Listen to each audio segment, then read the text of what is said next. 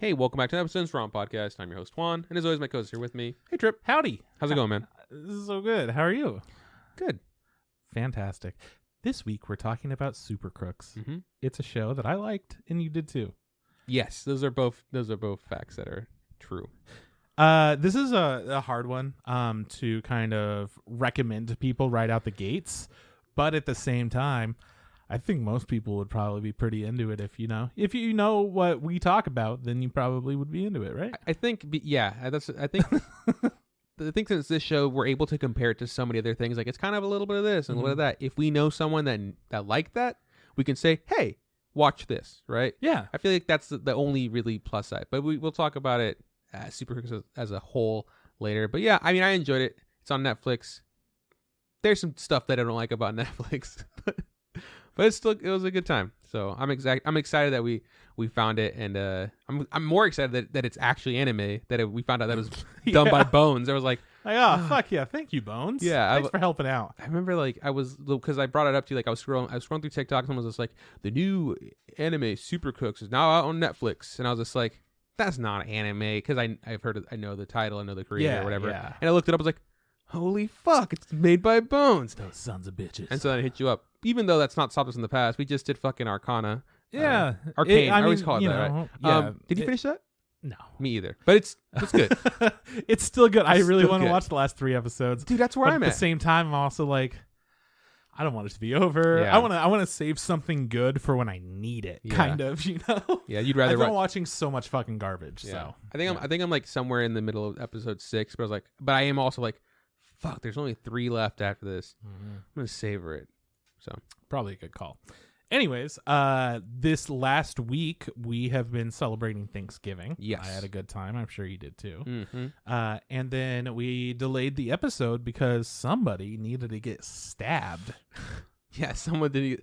I scheduled a tattoo, but I scheduled it like a long time ago. Yeah. And I also didn't schedule it for a Wednesday, which is when we normally, record. It was supposed to be done sometime in November, and then I got hit up by my tattoo artist. She's like, "Hey, stuff came up. Is it cool if I push this back to the 1st?" And I was Is like, it "Yeah." all good if it's the Wednesday, after Thanksgiving? She was like, "Is it okay we move back to the 1st?" And the only thing I was like, I want to get tattooed by this person. So I look at my calendar and I go, "Yeah, I don't have anything to do that day." Because I didn't have anything like written on that day. Yeah. And it wasn't until like, I don't know, 4 days before Wednesday, I was like, "Oh fuck, I do that thing on Wednesday with Trip every week." I was just sitting there like, I mean, I know something came up, but like, how the fuck? Like, we have it planned. And then I was like, should I just be like, you want to like change the day, buddy? So that way we can make sure you don't like weekday. I don't know. But yeah, no, it makes so much sense that it all got So I was just like, super fucked up. I was like, "Hey man, can we change this?" I was like, I probably could have gotten back in time, but I would have been sitting for somewhere for 6 hours, being like jammed with the needle.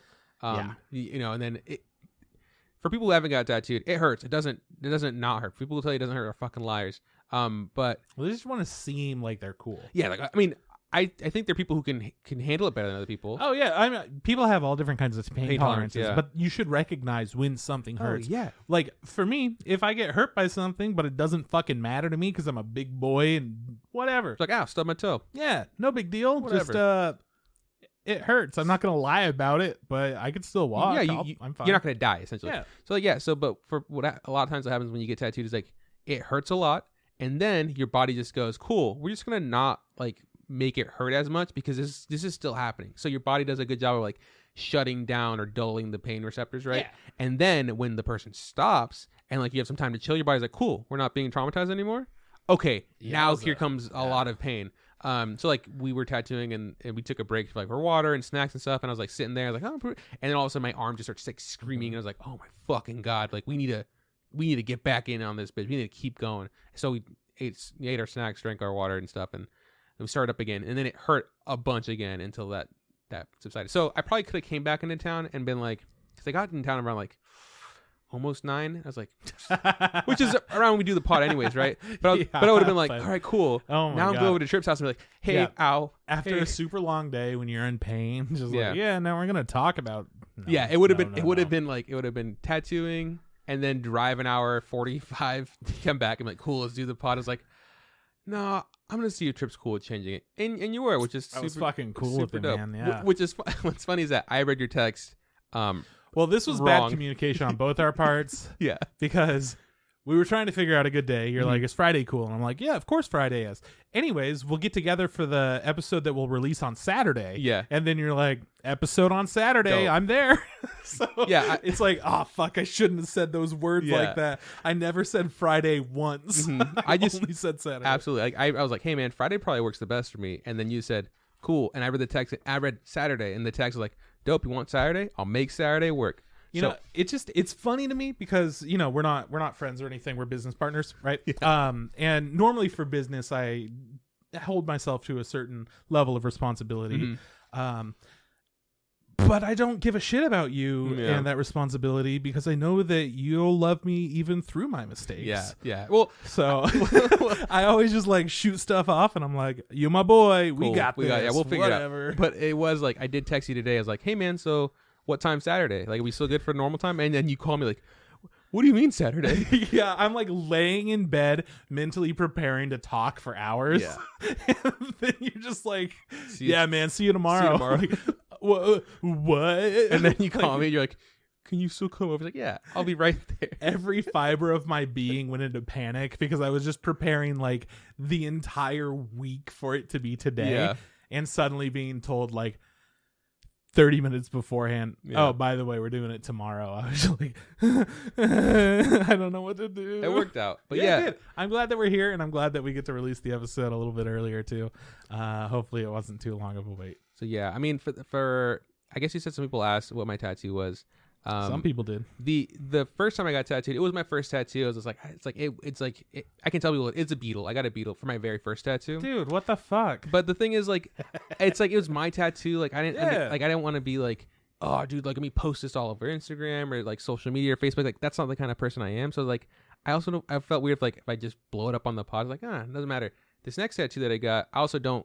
I can tell you what it is. I don't care, but I'm probably not gonna like share photos of it because it doesn't it's for no one else but me. Like I didn't get this tattoo for like I want Trip. Oh, it's for Trip, so I got to make sure he likes it and he sees it. Oh, dude, your tattoo. But I hate it. It fucking sucks, and I wish you never got. But that. it's for you though. I did it for you. I wish you never fucking got it. I did it for you, dude. I wish you got a tattoo for me. Yeah. Okay. Well, now I know that would be crazy. Just like, hey man, I got this tattoo for you. Why? I'd be like, what? Like Trip, I knew you'd never get one, so I got this one for you. You're welcome. True. And then you'd be like, hey man, that's my tattoo. Yeah, I'm gonna get it too, except I'm gonna get it better. Damn. Yeah. That would be the most fucked up thing. It was like, dude, I really like your tattoo. Hey, can I get his, but just like a little better? Just better. Just so I could be better than him. Just better.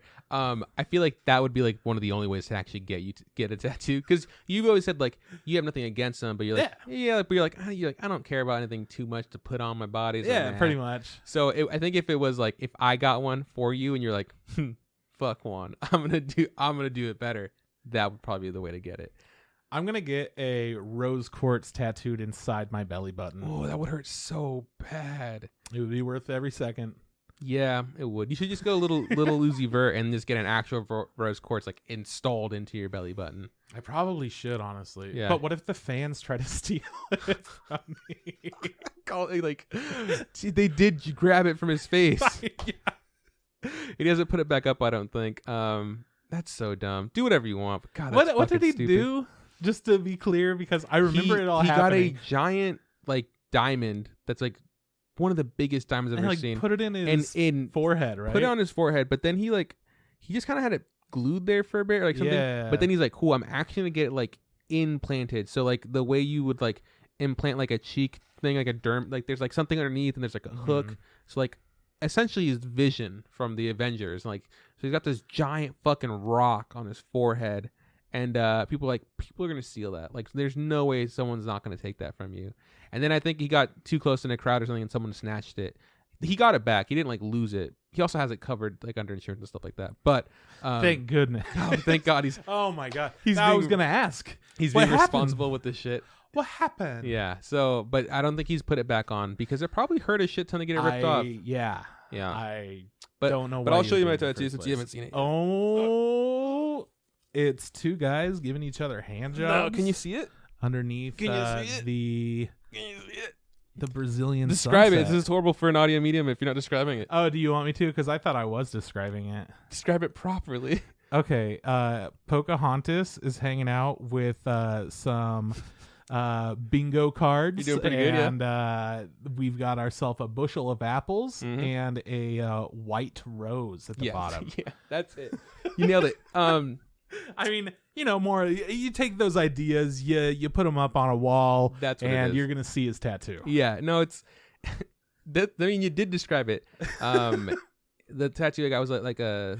In Mexico. Glad you think it. Yeah, I described. I mean, of course, I was trying to make it a funny. mockery Yeah, of but it because you fucking hate it. I'm jealous. Okay, I wish I had it, but better. You're like, I was gonna get the same tattoo. Just fucking frustrated. I didn't commit to it. I fucking had it lined up and everything, but it was on a Wednesday, so I had to cancel. Well, no, it's a loteria is like a Mexican bingo game that I grew up playing a bunch with my family and stuff. And like instead of it being like letters and numbers, it's just cards with little depictions of different things. And specifically on yours, it's two guys under a Brazilian sunset giving each other hand jobs. It's no, the cards are La Chalupa, was it El Camarón, El Mano, La Mano. It's one of the. I think it's L because it's a boy's hand, and then there's one more.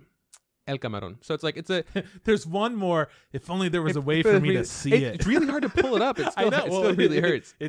But yeah, so it's like the main piece is like of this woman in a boat, and then there's some cards down there in a rows, and the cards are like there's a hand on one of the cards, there's a shrimp on another card, and the last card has nopal. That's what it is. It's a prickly pear like fruit. Cactus. Yes. It's like a cactus, right? Like, yeah. I'm trying to figure out. In Spanish, it's called nopal. I don't know what the English thing, but it's like a cactus. It's just the line, the outline, and a little bit of the shading because she's like, cool, like we can stop now. It's a good time to stop because it's going to be in color, so it's going to be filled in.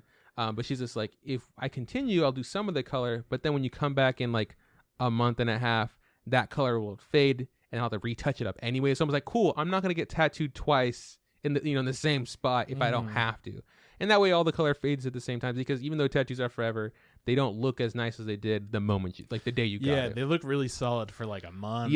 And then they fade out, and they kind of looking like a part of you. They dull out, and then it's just because that's what your body does. It's trying to expel it, and it just can't get rid of it properly. So I'm really excited. I like it a lot. I like my tattoo artist a lot. She's really dope. And since we're kind of talking about me now, we're talking about you. Can I tell you because we're sitting there for hours and we end up talking about like a bunch of stuff. Sometimes you don't talk to your tattoo artist. Sometimes you just gotta it depends, but I mean, if you guys click, you click. It makes it more entertaining. Sometimes people just put on their headphones and like kind of zone out, but her and I were chatting it up for almost all of it, except for the times where like it really hurt and she was really focusing. I could tell like just kind of time to shut up and let her do her job. But we got on the topic of like D&D. And I was explaining like, I used to play Pathfinder. Fucking hate it, but anyways. And then she's like, oh, she's like, I wasn't that great at the role playing aspect of D&D. She's like, I did it once, like I did a campaign once. It was supposed to be an intro campaign, like something really short. It was supposed to be like, we're gonna go save the princess, just to kind of get familiarized with the mechanics and how everything works. And then later on, the DM had like an actual story for us or whatever. And I was like, oh, cool. And she goes, the intro campaign ended up lasting for months. And I was like, oh, really? Like, what happens? Like, well, she said that they started off and like, they're level 1 adventurers, and they got together, they met together, and cool, let's go hit the road and let's go fucking go to this thing, go to the big city. Kind of like a lot of DMs started off like small, start small, go somewhere big. On their way to the big city, they come across a chain gang of orc slaves who are building like a paved road, and my tattoo artist is just like, yo, whoa, what is going on here? Like he's like, what is this? And the DM's like, oh, these are orc slaves that are paving the road. And she's like, there are slaves in this world? And he's just like, there's slaves in this world. And he's just like, oh, we gotta free them. We gotta free these fucking slaves right now. We gotta free these slaves. And the guy goes, no, you understand, like, slavery in this universe is like it's a systemic thing. It's like, it's like, it's not like it's a problem. It's just like something that exists. It's not and he's like, oh no, slavery's bad. This has to stop. We're stopping this slavery. And then they're like, well, what does the rest of the party want to do? Do you guys want to, free these slaves or whatever? And she looks at her party members like, you guys are okay with slavery? You guys are okay with slavery? Because if you're okay with slavery, I don't know if I can play with you guys. And then they're like, I mean, no, we think slavery is bad. Cool, we're freeing these slaves. So they kill the people that are in charge and they free the slaves. And the guy goes, okay, well, what now? He's like, well, what do you mean? He's like, well, you freed these slaves. What are you going to do with them? I was like, we'll let them go. I was like, he's going to let these slaves go out in the world. They're going to get killed or like taken over. It's just like, well, what are you guys going to do? And they're like, the rest of the party's like, well, I don't know. I was just kind of like, we'll free the slaves, And the rest of the party's like, I guess we can like maybe start like an underground railroad. Someone's like, maybe we can start like a village and like start this. Like, cool. She's like, I'm the idea guy. Everybody else just kind of gets things going. So the entire campaign turned into them abolishing slavery. And I was like, did you do it? She's like, oh yeah, we stopped slavery in the entire world. And it took months. So everything the DM had plans was like, whoop, we're stopping slavery from happening. I mean, on one hand, very cool. Yeah, I thought. On the other hand, kind of a dick move on the DM's part. Oh, right? Did you think so? Yeah, because not the slavery thing at all, because that could be a part of your campaign, and that can be a part of the story, and that's what things could wind up being. Yeah. But more so just to show that there are parts of this world that are very different from our own, while also being similar to our own history. I think that's pretty cool and important. But if you're doing an introduction campaign that's supposed to just be like a one-shot, everyone has to be on the same page as that. And if you're like teaching people how to play for the first time, it's really important for you to go, this is something that we could definitely do eventually, like a real game. That's something that we could for sure do. But for this experience, we're going to have it a lot more streamlined. So you can definitely like play around a little bit. But if you're going to completely derail the course of everything, then that's going to have to wait until we're doing something else. Yeah, no, it absolutely became out of respect for the players as well. For for the other people, but it absolutely became that was just the new goal, and that was a new game. So they essentially jumped right into the new campaign. I was like, and I just couldn't stop. I'm like, you stopped slavery, like you stopped it from existing. It's like abolished the whole thing. I was like, that is wild. Like I can't even imagine. And then she was telling me about some of the people she played with, and a lot of them kind of gave me DJ vibes and stuff. I was just like, yeah, your stories sound kind of DJ-ish. For people who don't know on the pod, DJ used to play Pathfinder with us, and he was fucking wild. Like one of their dudes, DJ was amazing. One of their dudes who was a Dragonborn found a beating heart, just like a beating heart somewhere in a cave. And the first thing he did was just grabbed it and he ate it. Yeah, that's what I would do too. It's beating. And DM's just like, really? He's like, yeah, roll. He's like, cool. He's like, you're a vampire now. Like that was a vampire heart. We had a whole story, and now you're a vampire.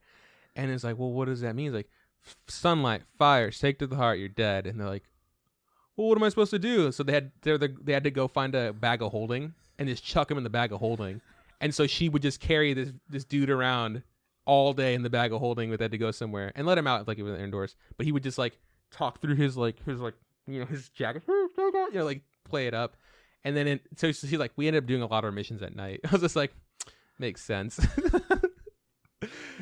That's pretty funny. Yeah, I was just like, I really enjoy hearing people's like Dungeons and Dragons stories, because like everybody's experience is different, and it's just like it's always cool when you hear like someone be like, oh wow, you kind of you played it different than obviously I did, but just different group dynamics and stuff. Yeah, she's like yeah, I essentially bullied everyone into stopping slavery. Most of them didn't care. Like most of them weren't like as gung ho about this whole mission. It's like, but I'm glad they all supported me. It's like cool.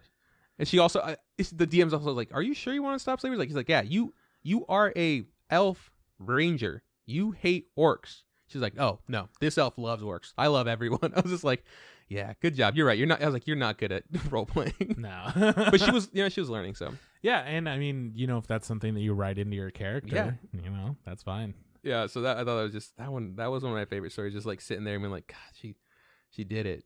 She fucking abolished slavery.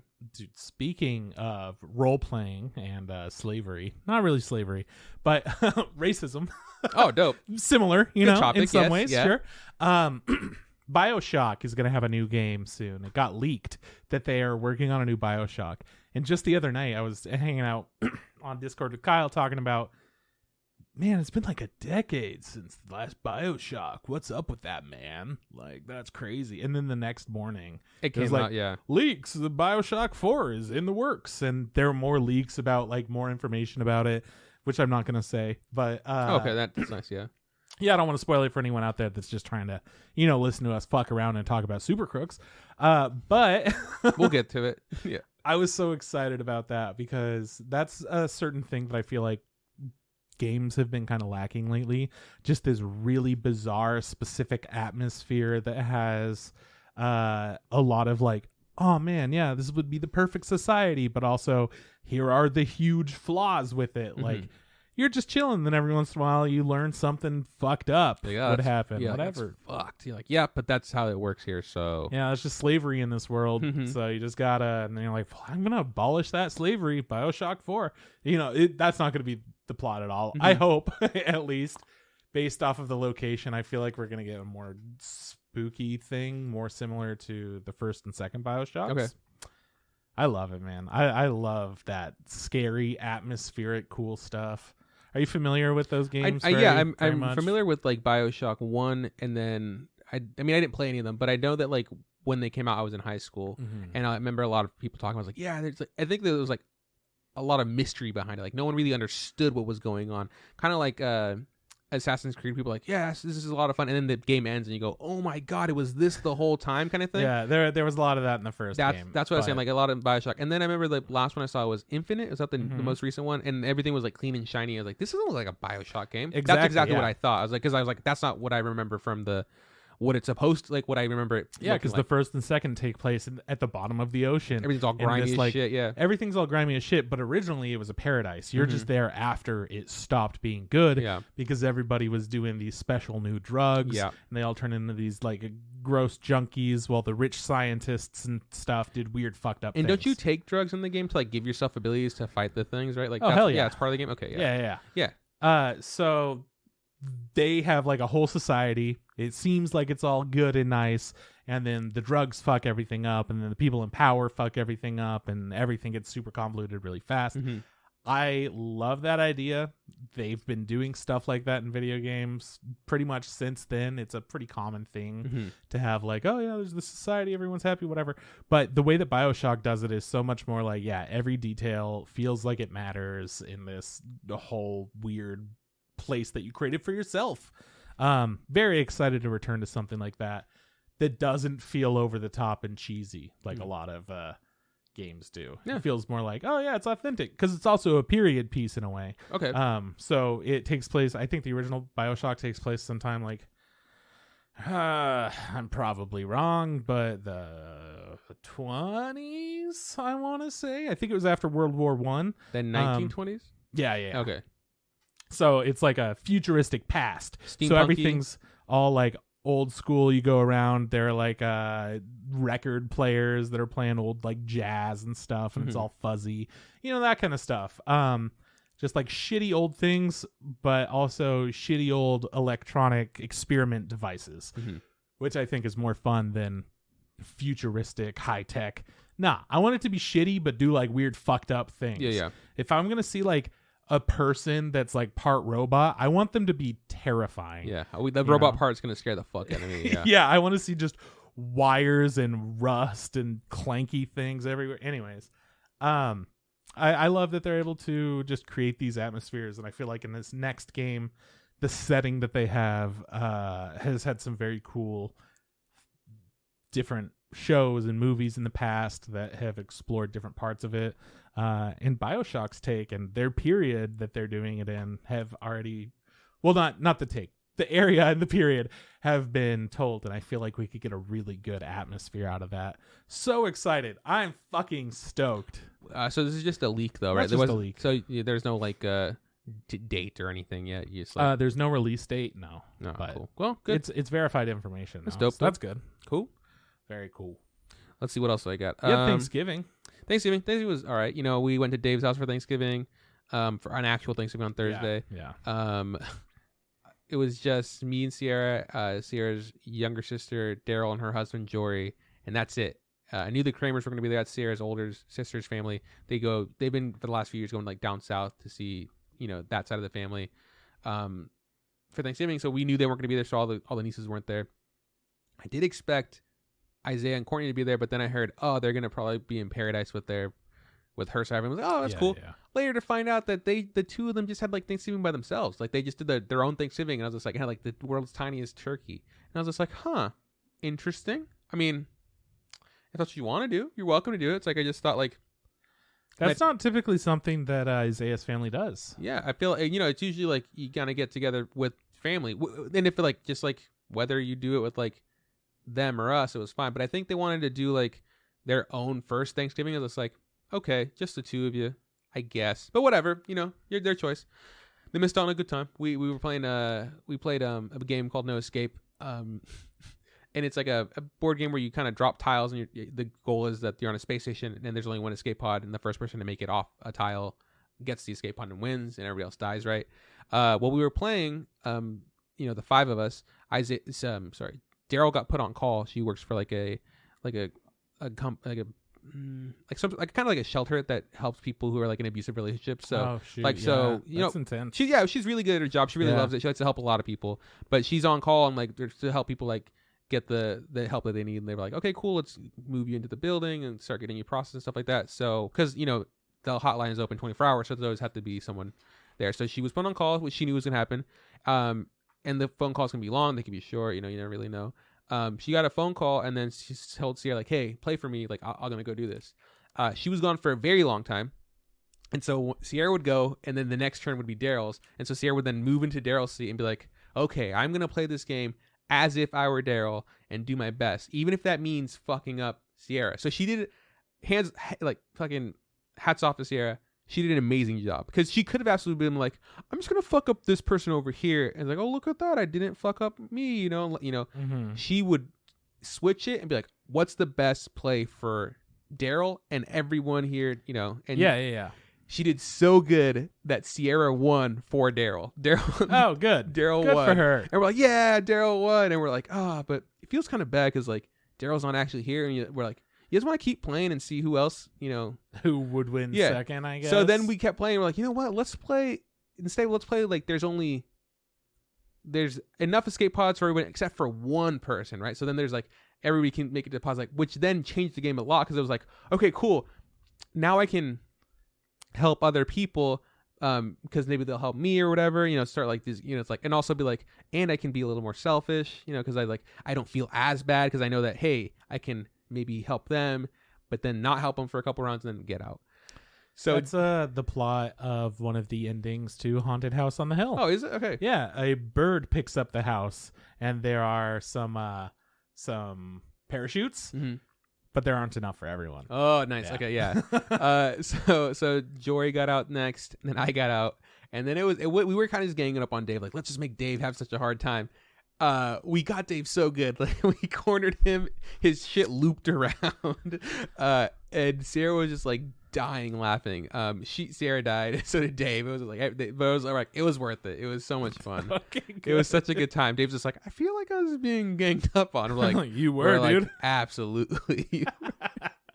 Happens every once in a while, man. Sometimes people get ganged up on. But Dave would also do stuff where like, I'm gonna do this. He'd just like drop a card, and we'd be like, well, that doesn't do that, because like, or the way you're doing it, using that card isn't proper. Like, you can't actually do this. And he'd be like, okay, so you take the card back, and we'd be like, no, you played the card, do the thing. Yeah. He's like, but I didn't want it to do that. It's like, well, you have to do it now. And but we held that for everyone. Someone would drop a card, I'm like, even if you thought it meant something else, we're gonna play it because like we've been doing that, for Dave. Yeah, we'll do it for you. So it was a lot of like, huh. So he just gets really confident, like, boom, I'm gonna do this shit. Ha! And we go, well, actually, no.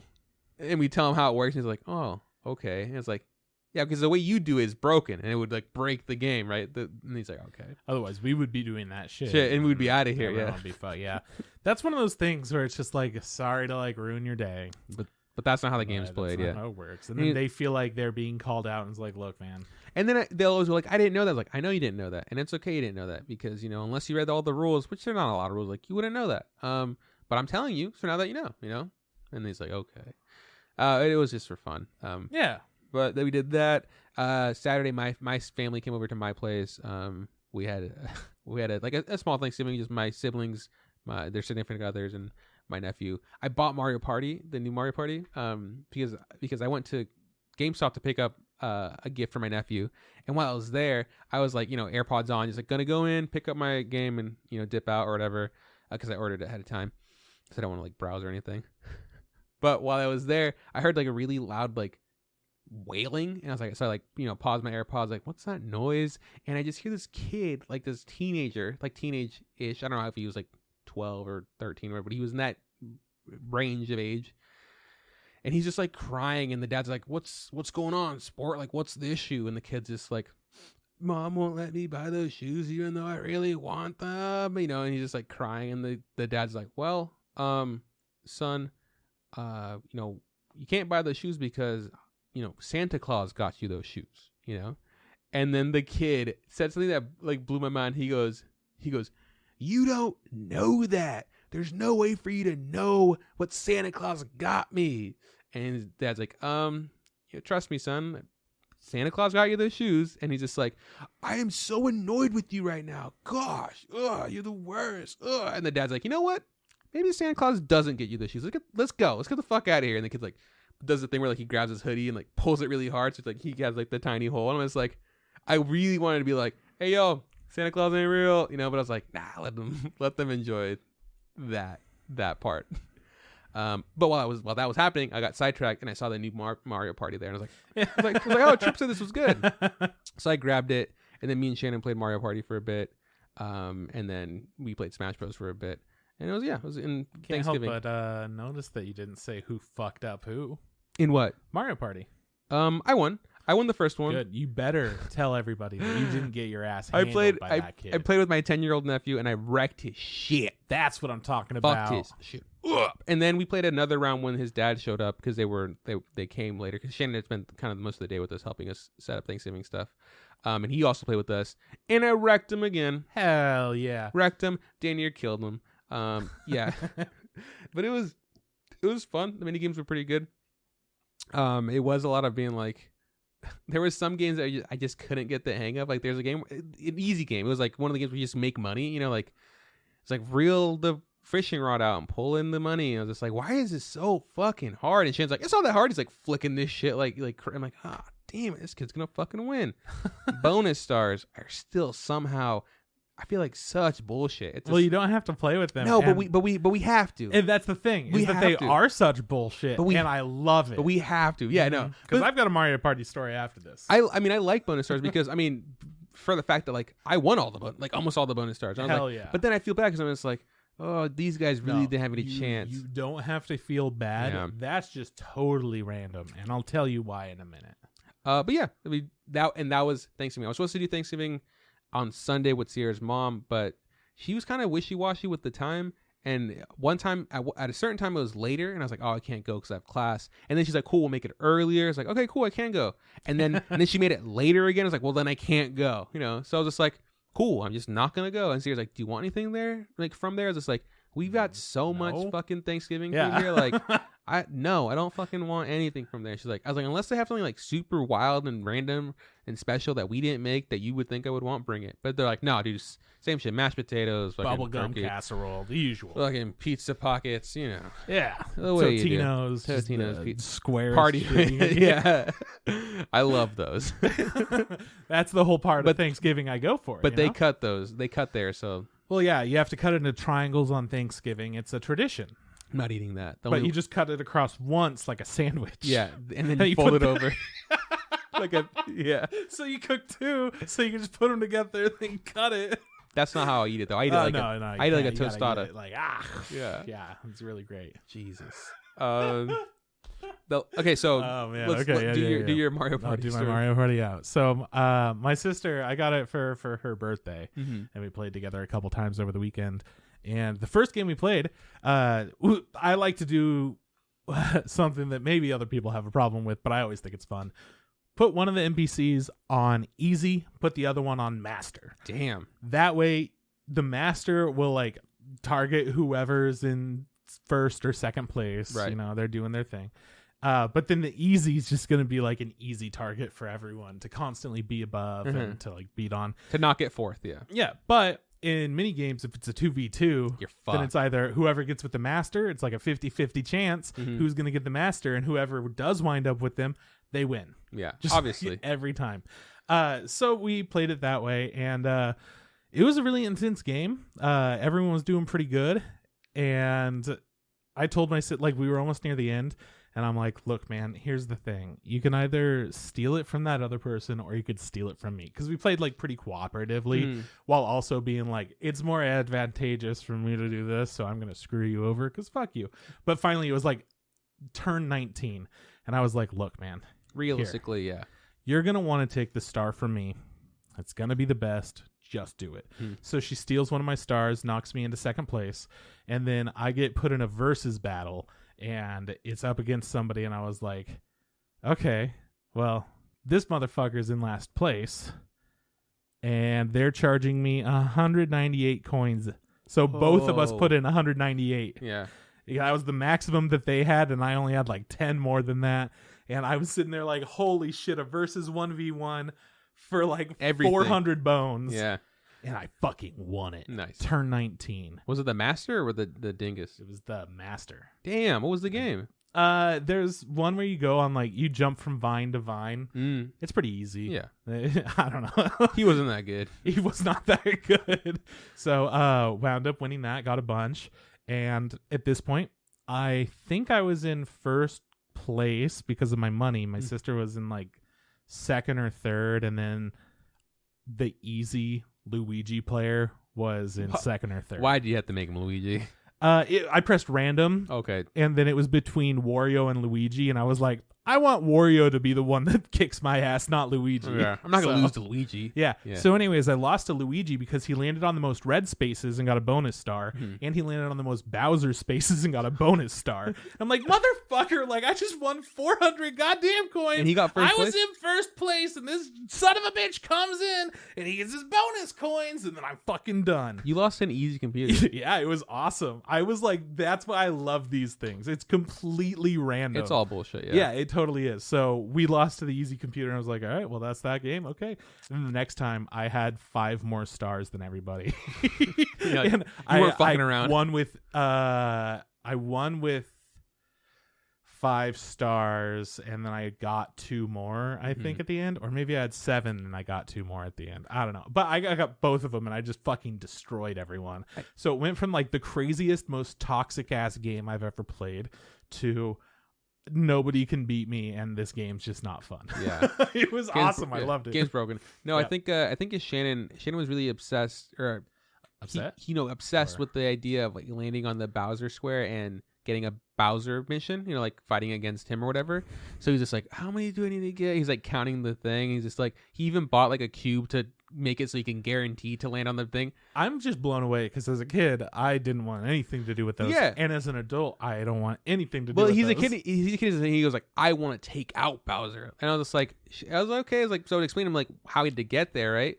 And then I told him like, look, Shannon, like, when you land in the Bowser square, it doesn't guarantee you'll get a Bowser mini game. It's like sometimes he just takes money from you or takes your stars or your items or whatever. He's just like, no, I got this. So he did the the exact count and landed on it, and he's like, cool, give me 90 of your fucking coins. And Shannon's like, what happened? No Bowser mini? I was like, I told you, fucking told you. There's no guarantee you're gonna get a Bowser mini game. Bowser mini game's pretty fun, but I was just like, it's not. It's like at the bottom of the run, and then like, why would they give you a chance? Usually, it means a bad thing. He's like, whatever. Yeah, but it also has get 99 stars. Yeah, but then he goes, like, you'll never get that one. Yeah, he was like, actually gotta go. Sorry, there's something that I gotta. My kid's gotta play. Yeah. So okay, that was Thanksgiving. Let's see what else I gotta talk about. What do you got to talk about? Final Fantasy. Whoa! Fantasy. Fourth win streak in a row. 4th win in a row, baby. Are you still in? I am 6-6. That is my record, and I am in 8th place. Damn. Last week was in 8th place. There are 4 or 5 of us that are 6-6 right now. So we're all just like chunked up right there. No. It's like Adrian. I beat Adrian, he was 2 and whatever the math is. He's only won twice.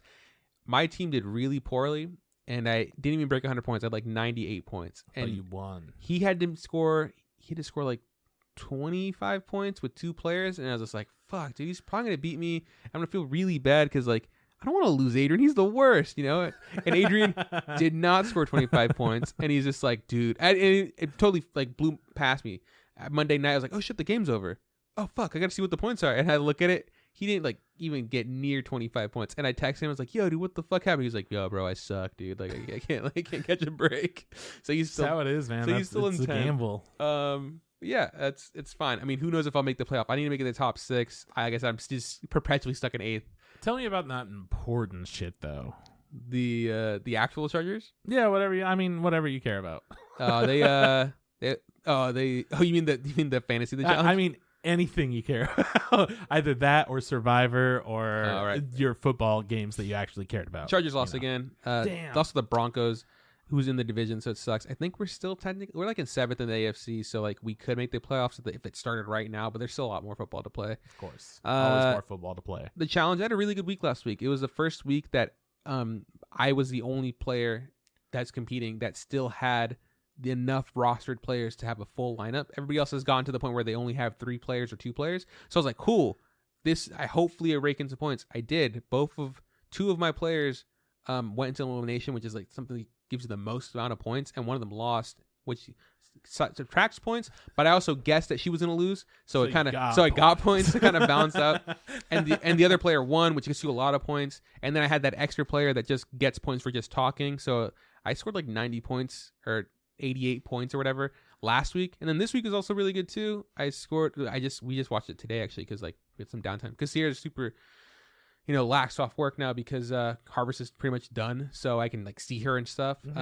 So we scored it today. Bless that shit, Another one of my guys competed, and he did really well. He won. I think I got like 70 points. So I do have a nice lead going into what's seemingly the finals, except this episode ended on like a cliffhanger where the host is just like, hey guys, I know you guys want me to say it's the final coming up next, but guess what? Fuck that shit. 2 more of you bitches are going home. Let's fucking go. And then it's like cuts to the commercials like next time on the challenge, stuff like that. So hell yeah. Yeah. So ask questions. I'll explain to you. Yeah. How many people started out? Oh, so many. This is one of the largest seasons I've ever seen of competitors. I'm gonna say maybe like 30. There's like 30 people. Yeah, wow. And they were in teams of 2. And then for the first, I'm gonna say like 5 weeks, they were going away they were going home 2 at a time because it was like teams of boys and girls or whatever. And then every time they compete, and then one of them would go home. And then they broke them up into individual players, which meant only one person would go home, and every week they would rotate from a guy week to a girl week. Okay. And then they went into teams, and then it was like, cool, still only one guy and one girl. And it looks like my guess is that they're gonna eliminate 2 more players, a guy and a girl, and then break up the current team. So the finals will be a free-for-all, which is kind of what I prefer, because right now Sierra has 2 players on her team that are on the same team. So if both of them win the first place, they both get first place points. They both, so it's like she doubles up on first. So right now, are there like 12 players left? Oh, let's see. Let's do the math. Because you said that you have 4 now. I had 4. That was last week. This week. Oh, I thought your full roster was 5. I know. We only have 4. There's a guy, a girl, a flex, which can be a guy or a girl, and then a super flex, which can be anybody, but they can't be the same person every week. Every week we have to change them in or out. So that one can be a guy or a girl. Okay. So yeah. So last week I did have 4 because I was able to play with my 4 last players, and then in that week one of my persons went home, bringing me down to only 3 players. So I technically don't have a super flex anymore. So there are 10 or 11 players left. Okay, so I have 3. Sierra has 3. That's 6. Jero has 2, and then Steph has 2. So it's 10. 10 players left. I think so. Yeah. Because if you said some people still have 3, others have 2, then I'm like, well, at maximum that's 11, and at minimum it's 10. Yeah. Math, baby. Yeah. I fucking love me some math. So 2, and then 3 and 3. Best case scenario, like Sierra would lose another player next week, and I wouldn't. That again would give me the advantage into the finals with having 1 extra player. But I don't know. No way, man. It can literally be anyone. Yeah, but it's coming down. It's pretty close. Anything happen? Is everyone still having fun with it? I am. Okay. Sierra's enjoying it too. Jero keeps telling me he's enjoying it. Like, oh man, he's having so much fun. Steph has audibly said that she's checked out. Well, that's what, I thought they were both going to drop it like months ago. Yeah. Well, like Jero's like super hyped. Like, oh, I'm still really enjoying it. Blah, blah, blah. But he doesn't like remember to set his lineup. And for the last 2 weeks, he hasn't set his lineup. So he's only been playing with 2 players, even though he has a 3rd player to put it in, which is like, you're losing points. this week he lost one of his 2 players that were in, so now he only has 2 players to play. So it's like, great, now he's essentially not helping his team. Steph, who checked out, I don't know, week 6 or 7, was like, I'm pretty much done. But for the last 4 weeks, she's been doing the one thing she's supposed to do. Even though she only has 2 players left, she can still email in, like set up her lineup and say, oh, this is who I think is going to leave. So she has the ability to guess who goes home and then get points for that. And she's got it right twice. So like she's even though it's checked out, is kind of still doing it. And Jero just keeps forgetting. So that's hella funny. But like Sierra and I still really like it. I know that it's like, it's for fun. I think it's just for fun. I don't know if I think that the whole system is really fun since it's more social than anything else. I really enjoy like setting it up too. Like it's like oh well, what can we make worth points and stuff? And I know that even though like it was cool to have more players with it, maybe next year it'll just be Sierra and I again. Just because like if people aren't as invested as we are, then like we might as well just have more players to play and score more points or whatever. Then be like, oh, that player would have been nice to have on our team. Sucks that they were on the bench and never got played or whatever because someone forgot. So. That's the challenge. This week was super busy with mocap work. I was so fucking behind. Man. It had to be the holidays also. Just like it. But mocap, motion capture. You're doing that now. I thought you were just doing game capture. So now you're doing some mocap work for your. This is from actual school. Yeah, for your school. Yeah, okay. For the so we had like I want to say like 6 weeks of animation projects, right? And then most of them were week assignments. One of them was a 2-week assignment, and then we had a week of polish, which we got to go back towards our old assignments, and then these next 3 weeks were motion capture stuff. So we got taught how to get motion capture data, put it on a rig, and then clean it up. That's how you make the Fortnite dances. That's how you make that's how Naruto got into Fortnite. That is how Naruto got into Fortnite. Allegedly, we don't know. We don't know. I wasn't for the meetings. I missed those days. But so this first week for mocap, we did like a looping cycle, so like a running cycle, which I had a lot of trouble doing, and it was just an issue with the rig again. But I was trying to troubleshoot it and I couldn't get it to work. Eventually got it to work, turned it in. I wasn't very confident with it, but I got my grade for it. Like, cool, dude, 85. I was like, oh, dope, good job, Juan. Like maybe you should, relax. But then this next part of mocap, we're stitching several motion capture data together to make like an in-scene cinematic or whatever. Like a cutscene or whatever, and like my idea was like, cool, it's gonna be like a guy like surveying the land, looking around, and then like an arrow shoots past him, and then like he freaks out, turns around, and, like he runs and like slide tackles into like a grate, like it's like on the ground, like kicks it through and kind of slides in. And I was like, okay, cool. And so I was able to find like clips that would aid that scene they wanted to do. Yeah. I was able to like to get them to work and stuff, clean up. But then putting them together, I was having like the hardest time. There's a lot of troubleshooting, and eventually like one of my classmates was nice enough to like kind of like watch me while I did, like, we went through Discord and like kind of guide me like, hey, is it this thing? Is like, it's like, I'd recommend trying this, and after like 3 hours, like a 3-hour phone call or whatever, I was able to get it all together a week late, but I was like, but it's together. I was like, oh, thank God, so he saw it and he's like, hey, it looks good, do these things. Like, oh, cool. Because next week, I have one more week for this motion capture assignment, and then the next week after that's polish week, and then I'm done. That's the semester. I'm pretty confident that this one's a pass. Like this entire term's a pass, just because everything has been trended as passing.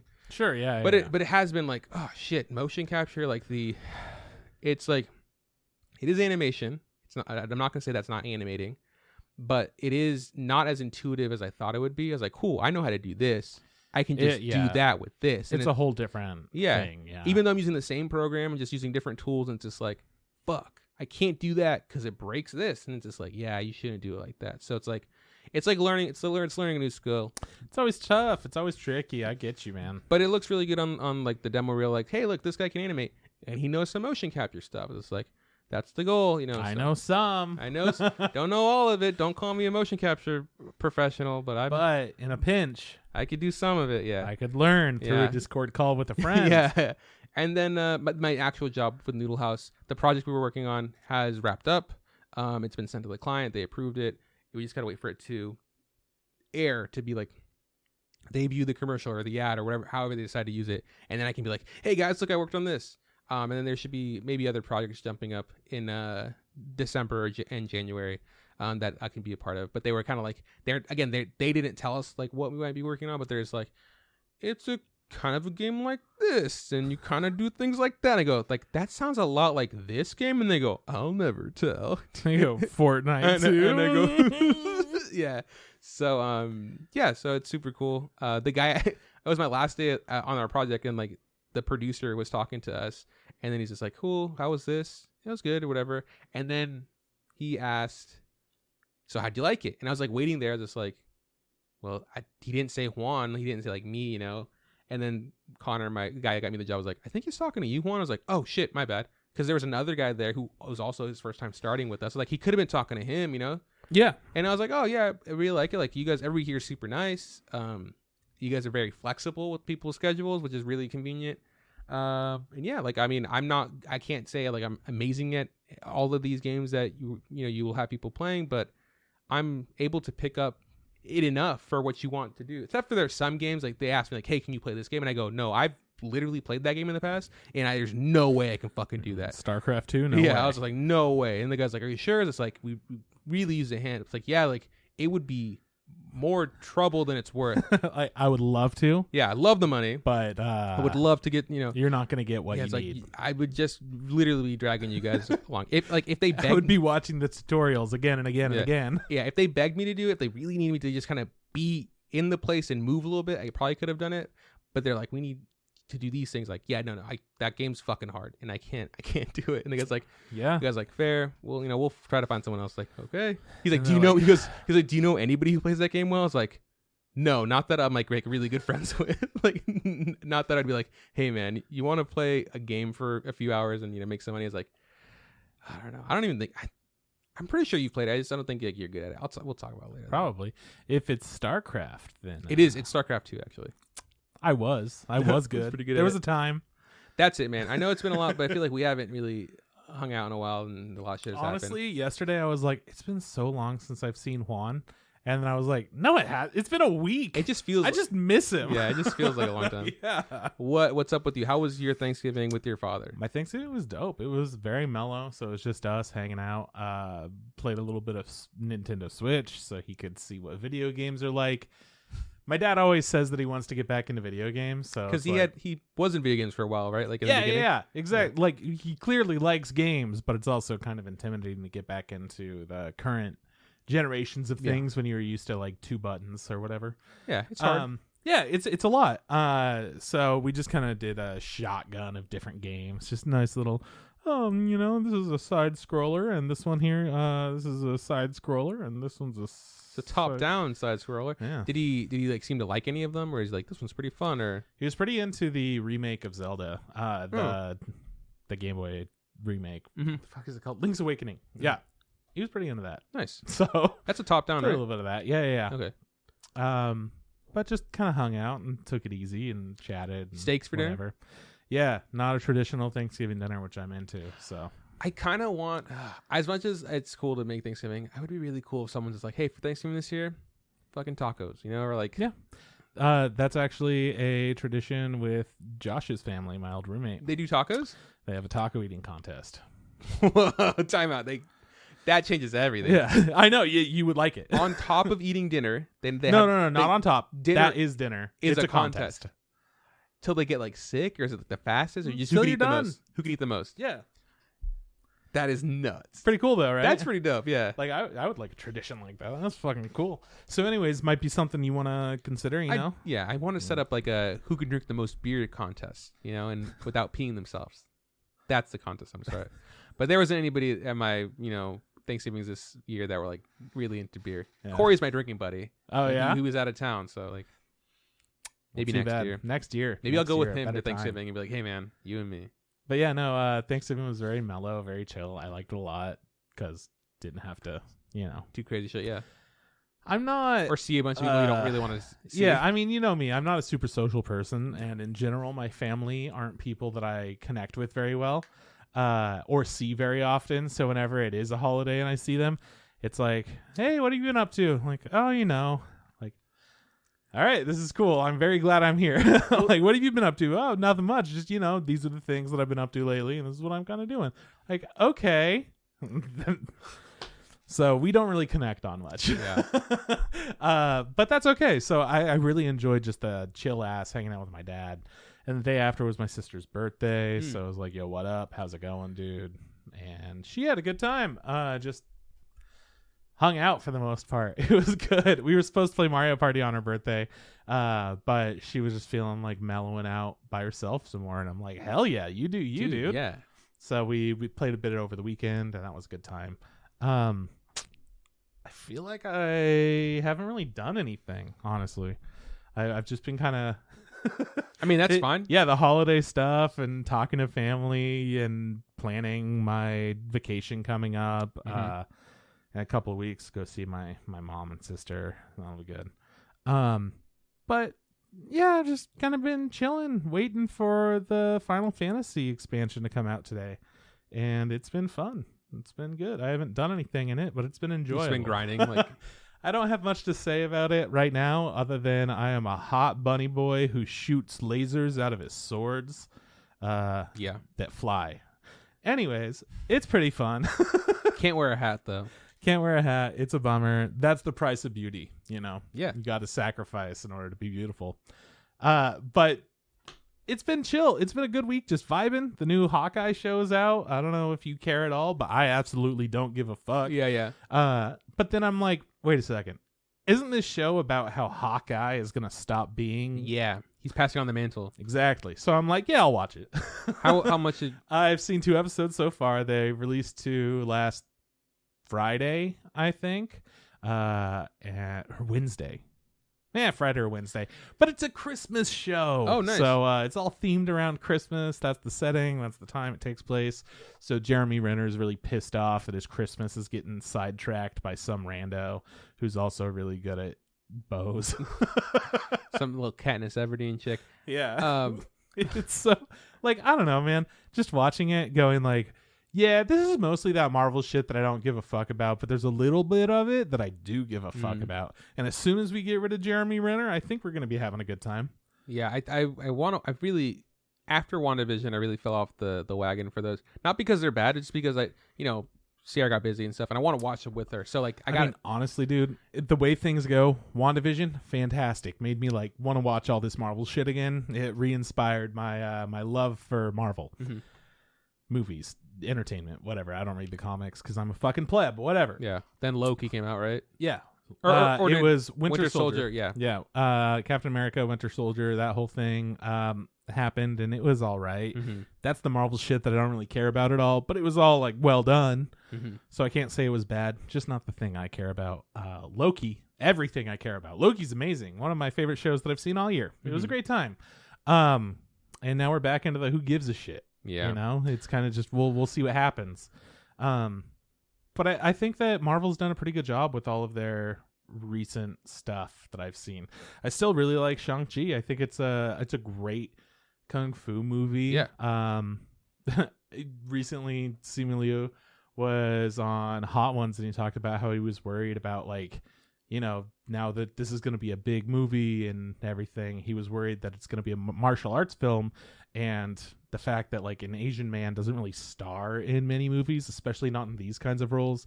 The fact that he is playing a martial artist, kind of like something he isn't super happy about.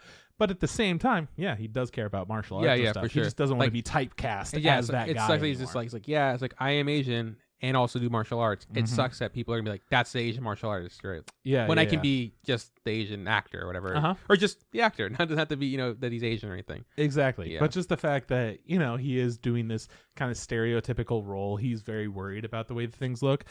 Fortunately, I think that once we kind of fit him into the rest of the Marvel cast, I think things are gonna like smooth over really quickly. And plus, it was already a lot of fun. Like, Awkwafina is in it now, and she's being an archer or whatever too. I guess everybody needs an archer. Yeah. I guess. Well, I'm just thinking, and I'm like, well, then why are we watching this fucking Hawkeye show? Yeah. Like, shouldn't this be about her? Yeah. But and she's sassy. Yeah. And this new one also sassy. Are they gonna make out? Maybe. Whoa. Probably not. Hopefully. I mean, yeah, I always hope that every character makes out with each other. I'm just assuming an entire cast in every script used to have one line that says, and then they all made out. Yeah. But then it always gets removed when it gets to... So the ratings are like, yeah, we got to take that one out. I was like, okay. Look, we're not ready for this kind of amazing, advanced storytelling technology. They're like, we're actually over the word count. Can we... I guess we can cut that out, yeah. So they didn't all make out, but... In my brain. But... Yeah. Anyways, anime stuff that I've been watching. There's like nothing. Nothing. You know? I mean, there's a couple of shows that are out, but it's still just like, it's so dry right now. The anime season is not prosperous. Yeah. I watched a few more episodes of Komi Can't Communicate. Good.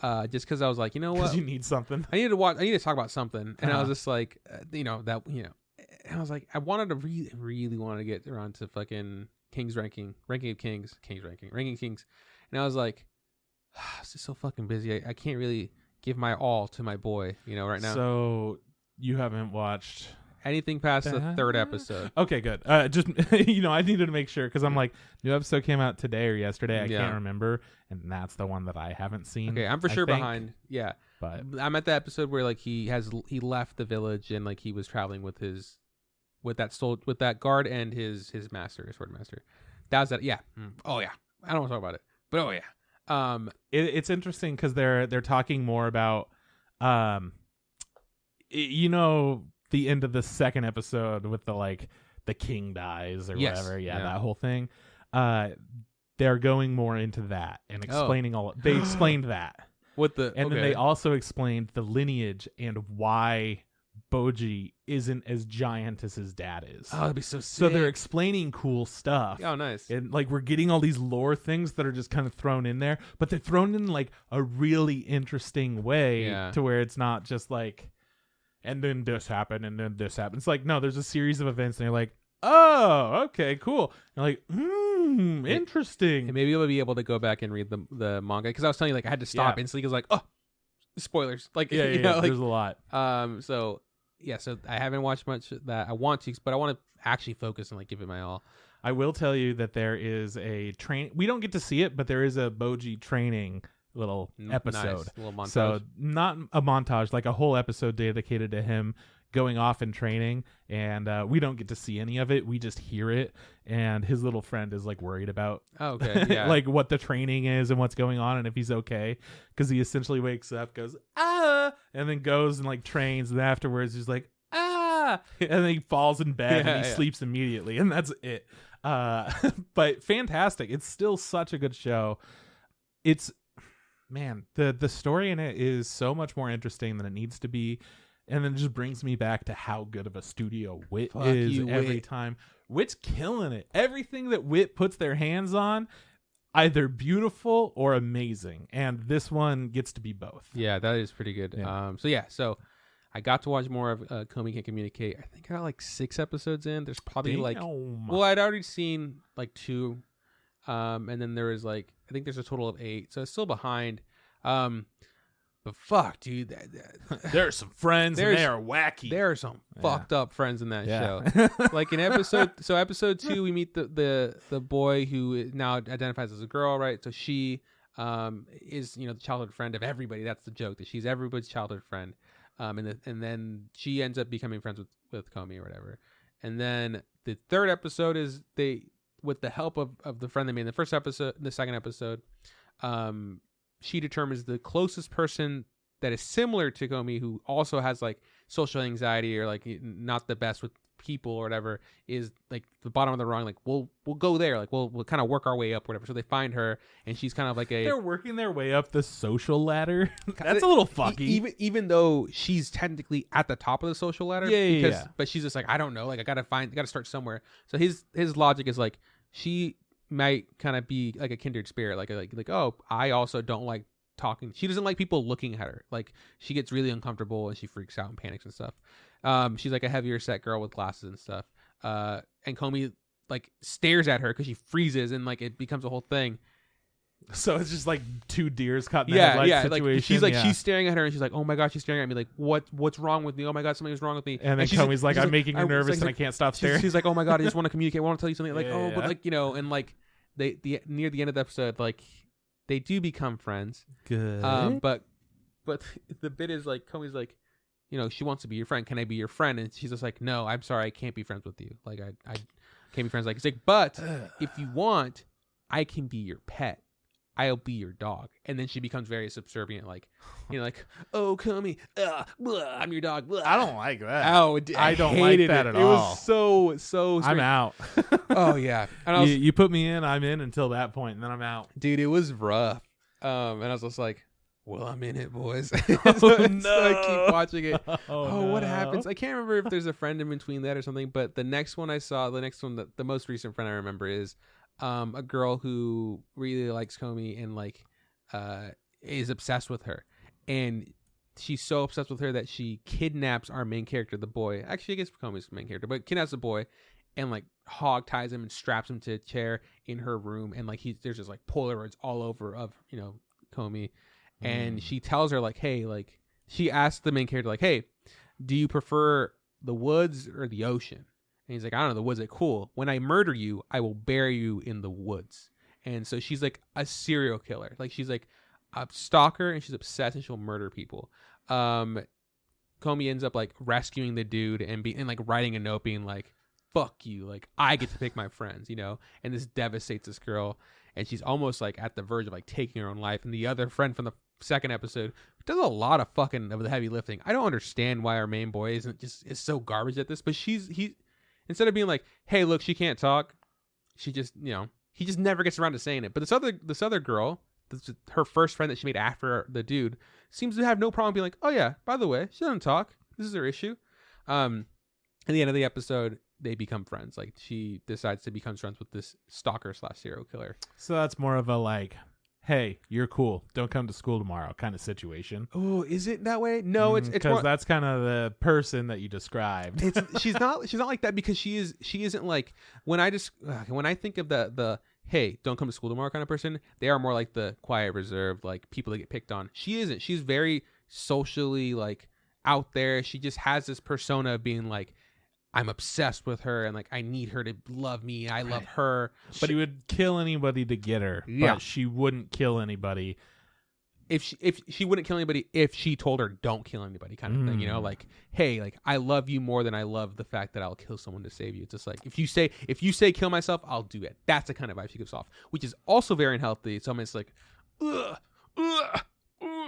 but I'm in it, so I'm gonna keep watching it. Hell yeah. It still looks great. There's some really good animation in it. Oh yeah. Some fucking dust from the fucking chalk. Oh my god, the fucking chalk dust. Dude, those chalk scenes, are you fucking kidding me, dude? Oh my god. And then the only other show that I think like I'm actually dedicated to watch is Reincarnated. Mm-hmm. Is that what it's called? Jobless Reincarnate.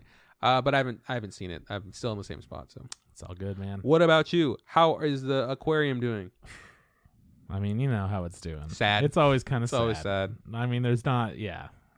It became, I need to take time off of work. No. Oh, okay. I thought it became, I need to stop watching the show for a bit. No. It's not that sad. No. The story became, I need to take some time off of work and think about like what I'm doing. From the girl who was super into the aquarium or they're both super into the aquarium, or the failed idol. Not the failed idol. The other one. Okay, the girl that was like, I know everything about fucking sardines or whatever. That one. Okay. Yeah. She's having second thoughts about what she wants to do with anything and realized that it might be healthy to take some time off of work. So she's doing that. And other people are like, she's not feeling good. She normally calls in, but she's really not feeling good. So I'm just going to take care of this for her.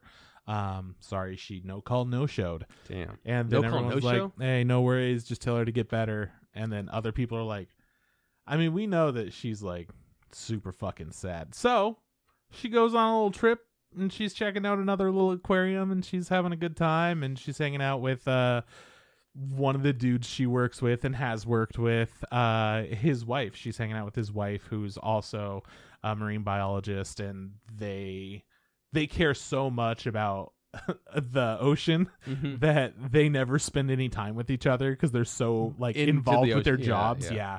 So whenever they see each other, it's like, oh my God, I'm so happy you're here. We're married. This is great. And then otherwise, it's just like the ocean is the only thing that matters. And like, I'm going to tell everyone why, and I'm going to inspire everybody.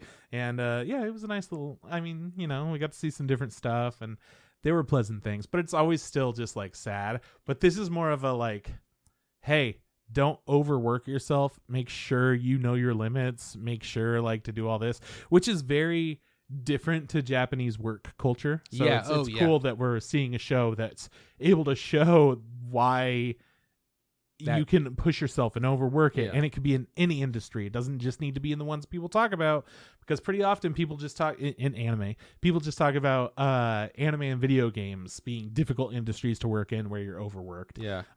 Sometimes there's like, oh, that office desk salarymen, right? Like, sometimes they do that. But this is just like, even cool jobs like aquarium stuff. You can get burnt out. So it's an interesting angle to take with this whole story, and I'm really appreciating that.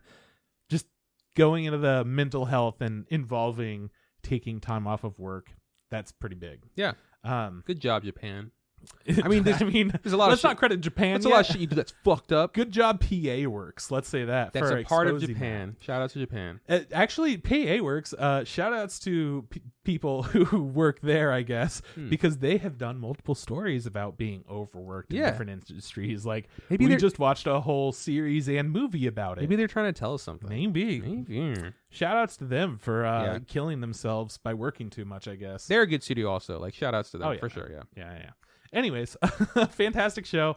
Jobless Reincarnation, still a great time. Ranking of Kings, also good. That's all that I'm watching.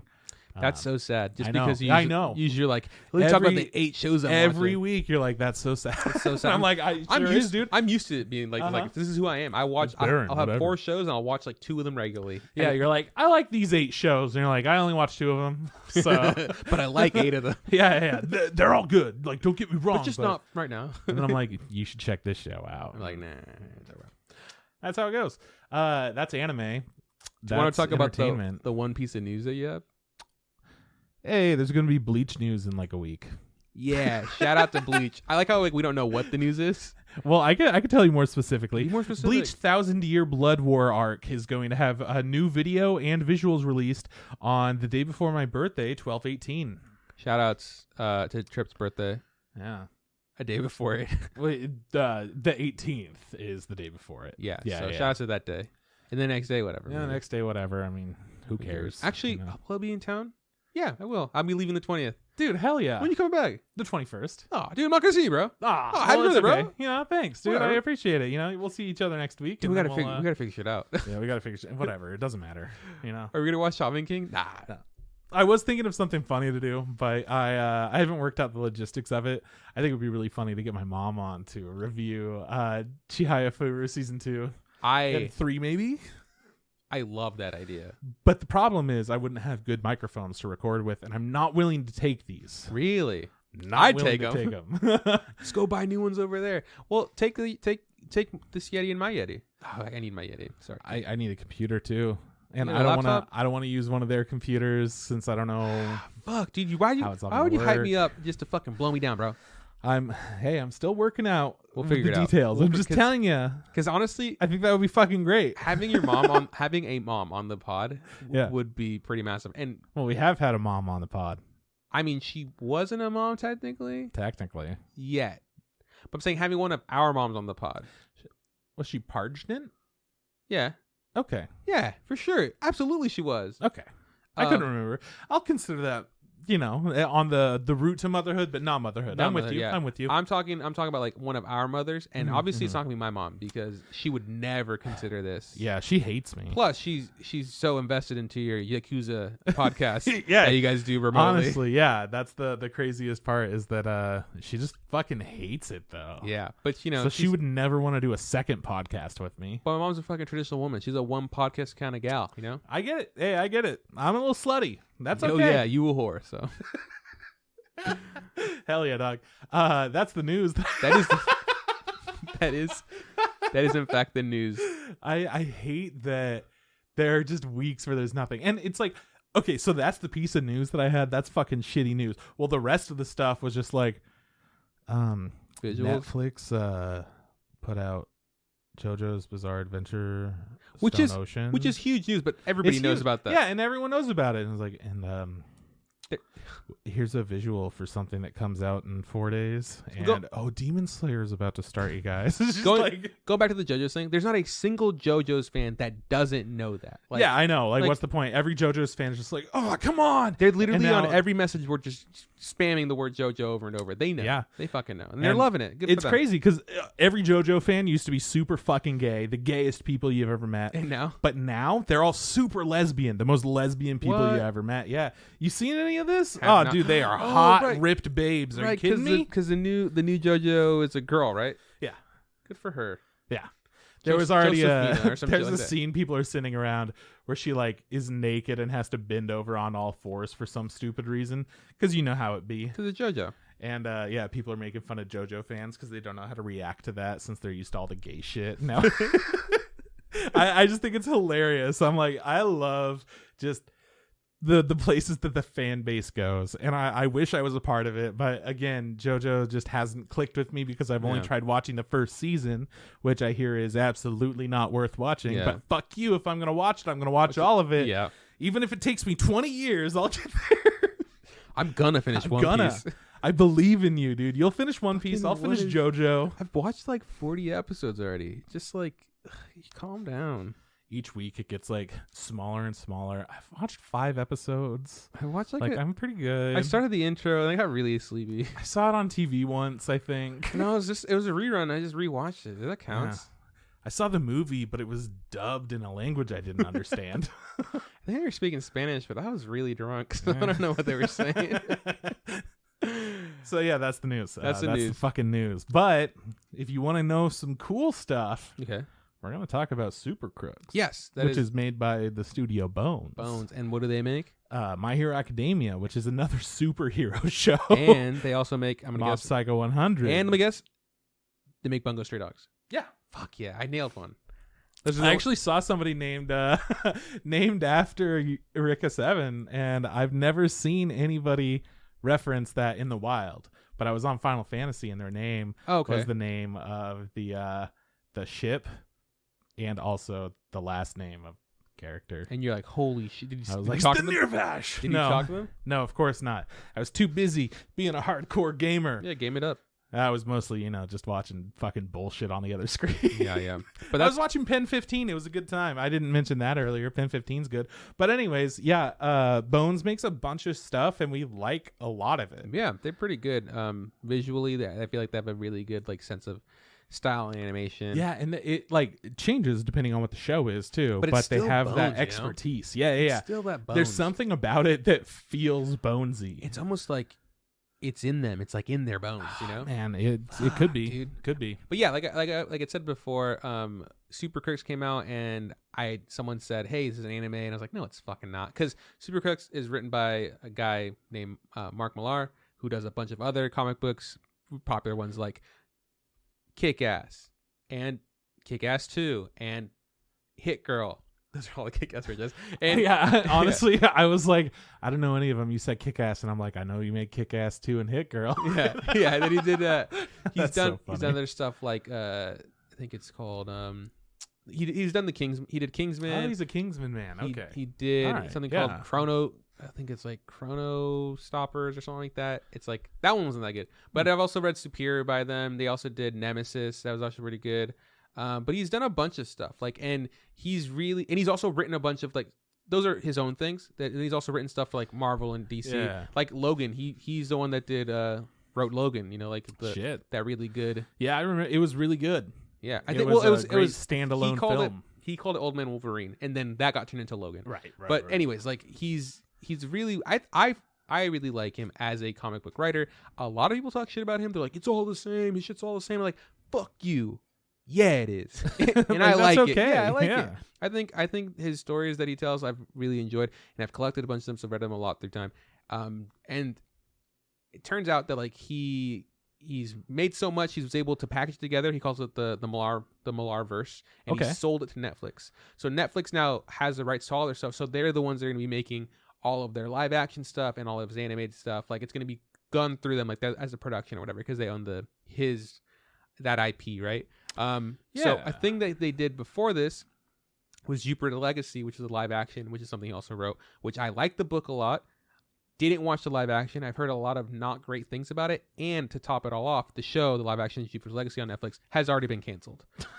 Like, wow, that sucks. They've been canceled, but the Super Crooks was Super Crooks. I would call it Super Crooks. Like, it was already in production, and this was supposed to kind of be like a prequel, sidequel thing to that universe, right? To that world, because characters in Jupiter's Legacy are also in this show. The fuck? Yeah, you didn't realize that? You didn't notice any of those? Well, I guess I don't know it. What the fuck? Yeah, but okay, so that's why there's a universe to this whole thing. That's why you got the fucking big dog over here. Exactly. I think the biggest, and again, I haven't seen Jupiter's Legacy. I will watch it. I just didn't have time. But after I heard that it got canceled, I was like, well, I'm not as pressed to watch it. You know? You didn't notice? You didn't notice? You didn't notice? Well, like the main character in Jupiter's Legacy is like this fucking dude. His name is Utopian. He's got like a red, I think he's got like a white suit and a big red shield or whatever. And then well, I mean, I saw him in this show, but I didn't know that he was from something else. That's the Utopian. He's the same dude. So like the superheroes that are in Super Crooks, a lot of them are also in Jupiter's Legacy. That's where those powers come from. I mean, you remember in the first episode of Super Crooks where the guys is like, let me tell you the story of like how, you know, like superheroes became to be. They all went to this island and they all share the same blood. Like, so your dad must come from one of these superheroes or whatever. That's the story of Jupiter's Legacy. That's what that was. And then I was like, okay, cool, let's fucking do this other thing, which was interesting. Yeah. Okay. So like I was saying, like it is a bummer that got canceled, but it must have not done great. So when I went to this, I was like, well, shit, that was bad. Like this might also be fucking bad, right? But it's Bones, and they have a pretty good track record. And I still think, like, even though a lot of people aren't a big fan of like Mark Millar's like storytelling or like his style of telling stories or his writing or whatever, I really enjoy it. And I think his story translated really well to, you know, this anime. Super Crooks is also a comic book that I haven't read though. So I was like, fuck. When I saw that, I was like, damn, I have read that one. I was like, should I read it? I was just like, nah, it's cool. I'll just like watch the show, and if I like it enough, I'll go back and retroactively read it. And I think I'm going to. It'll probably be different, just like Kingsman. The comic book is a lot different than Kingsman the movie. Sure, yeah. And it makes sense. Sometimes you just got to change things for whatever the media is or whatever audience is trying to target. And the target audience here was fucking anime weebs. And hey, man, they got me. I think they hit it. I liked it. I mean, we talked about it beforehand. This is a show that you can compare to a lot of other shows. Yes, okay, for sure. So fortunately, you're able to tell if this is a show for you very quickly based off of what we're about to say. Yeah.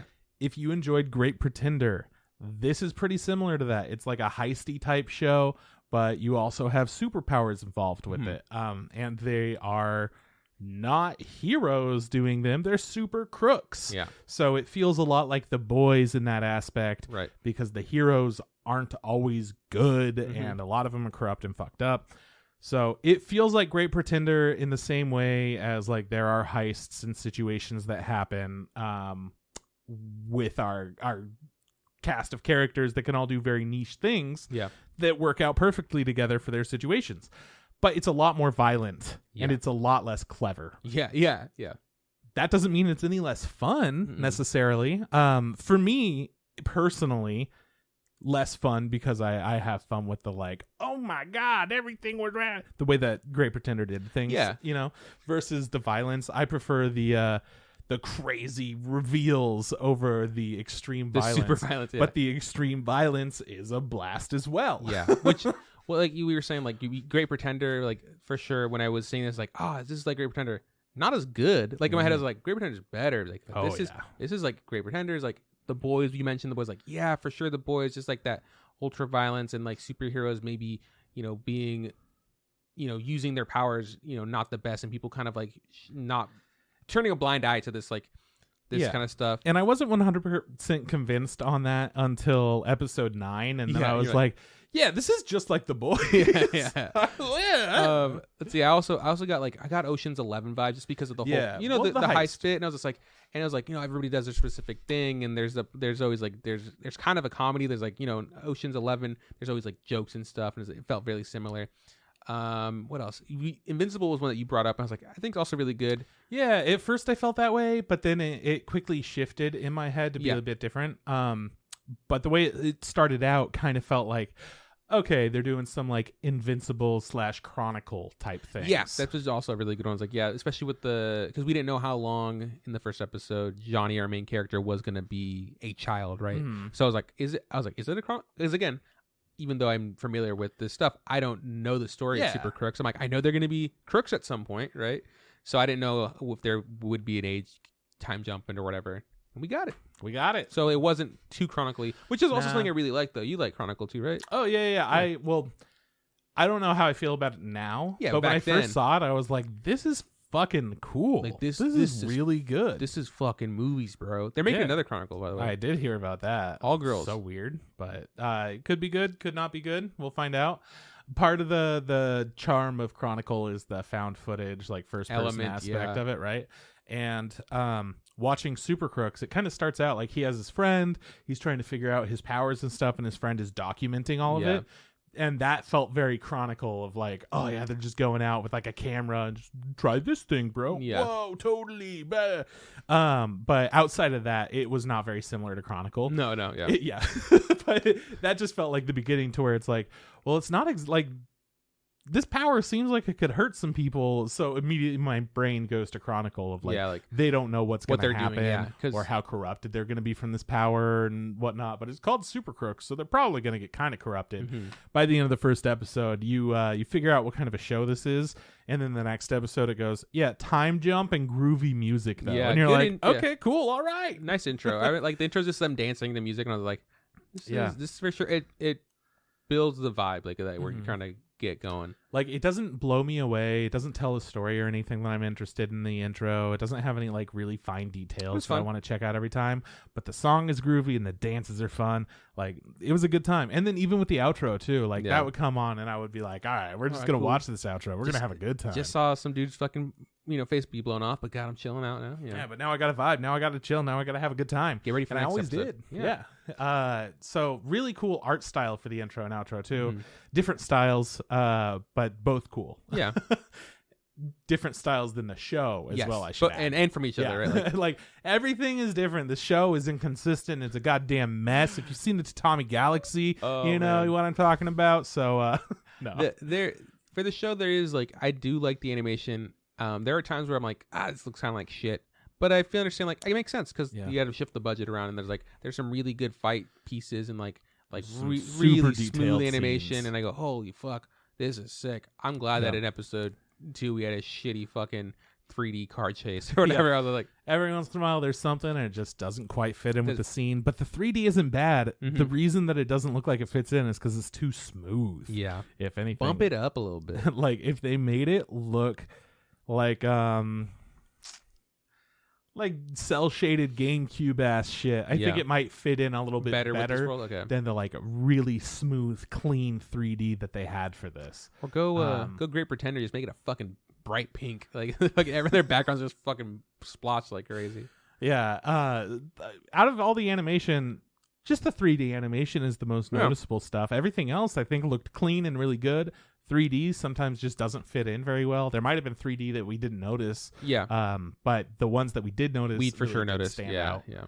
So, it was fine. Animation wise, really entertaining because you got to see all these different superpowers, which immediately that in a superhero type setting, they're going to follow some basic physics ground rules. Yeah. And they are going to break them depending on the powers pretty often.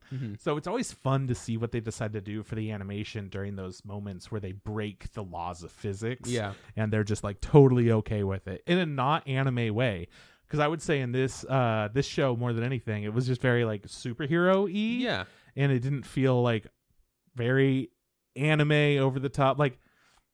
typically what you would think of for an anime fight. I guess it didn't have that kind of a feeling. I don't know how else to put it. No, I understand. Like, I feel like anime, because it was anime and it was an anime fight and it looked like an anime fight, but it didn't feel like your typical. And I think the issue with, I mean, the reason that is because anime, especially for following like shonen rules, it's a lot of like there's a lot of like power levels. It's like cool, you cap out and then you fucking jump up. We didn't talk about any of that, but like here it was more just like, no, that guy can do this thing and he's just really fucking strong. It's like, this guy shoots lightning and a lot of it. Boom, problem solved. This other guy shows up. He's like, this guy shoots laser beams and a shit ton of them. And it's like, and it didn't really matter. It just followed superhero rules.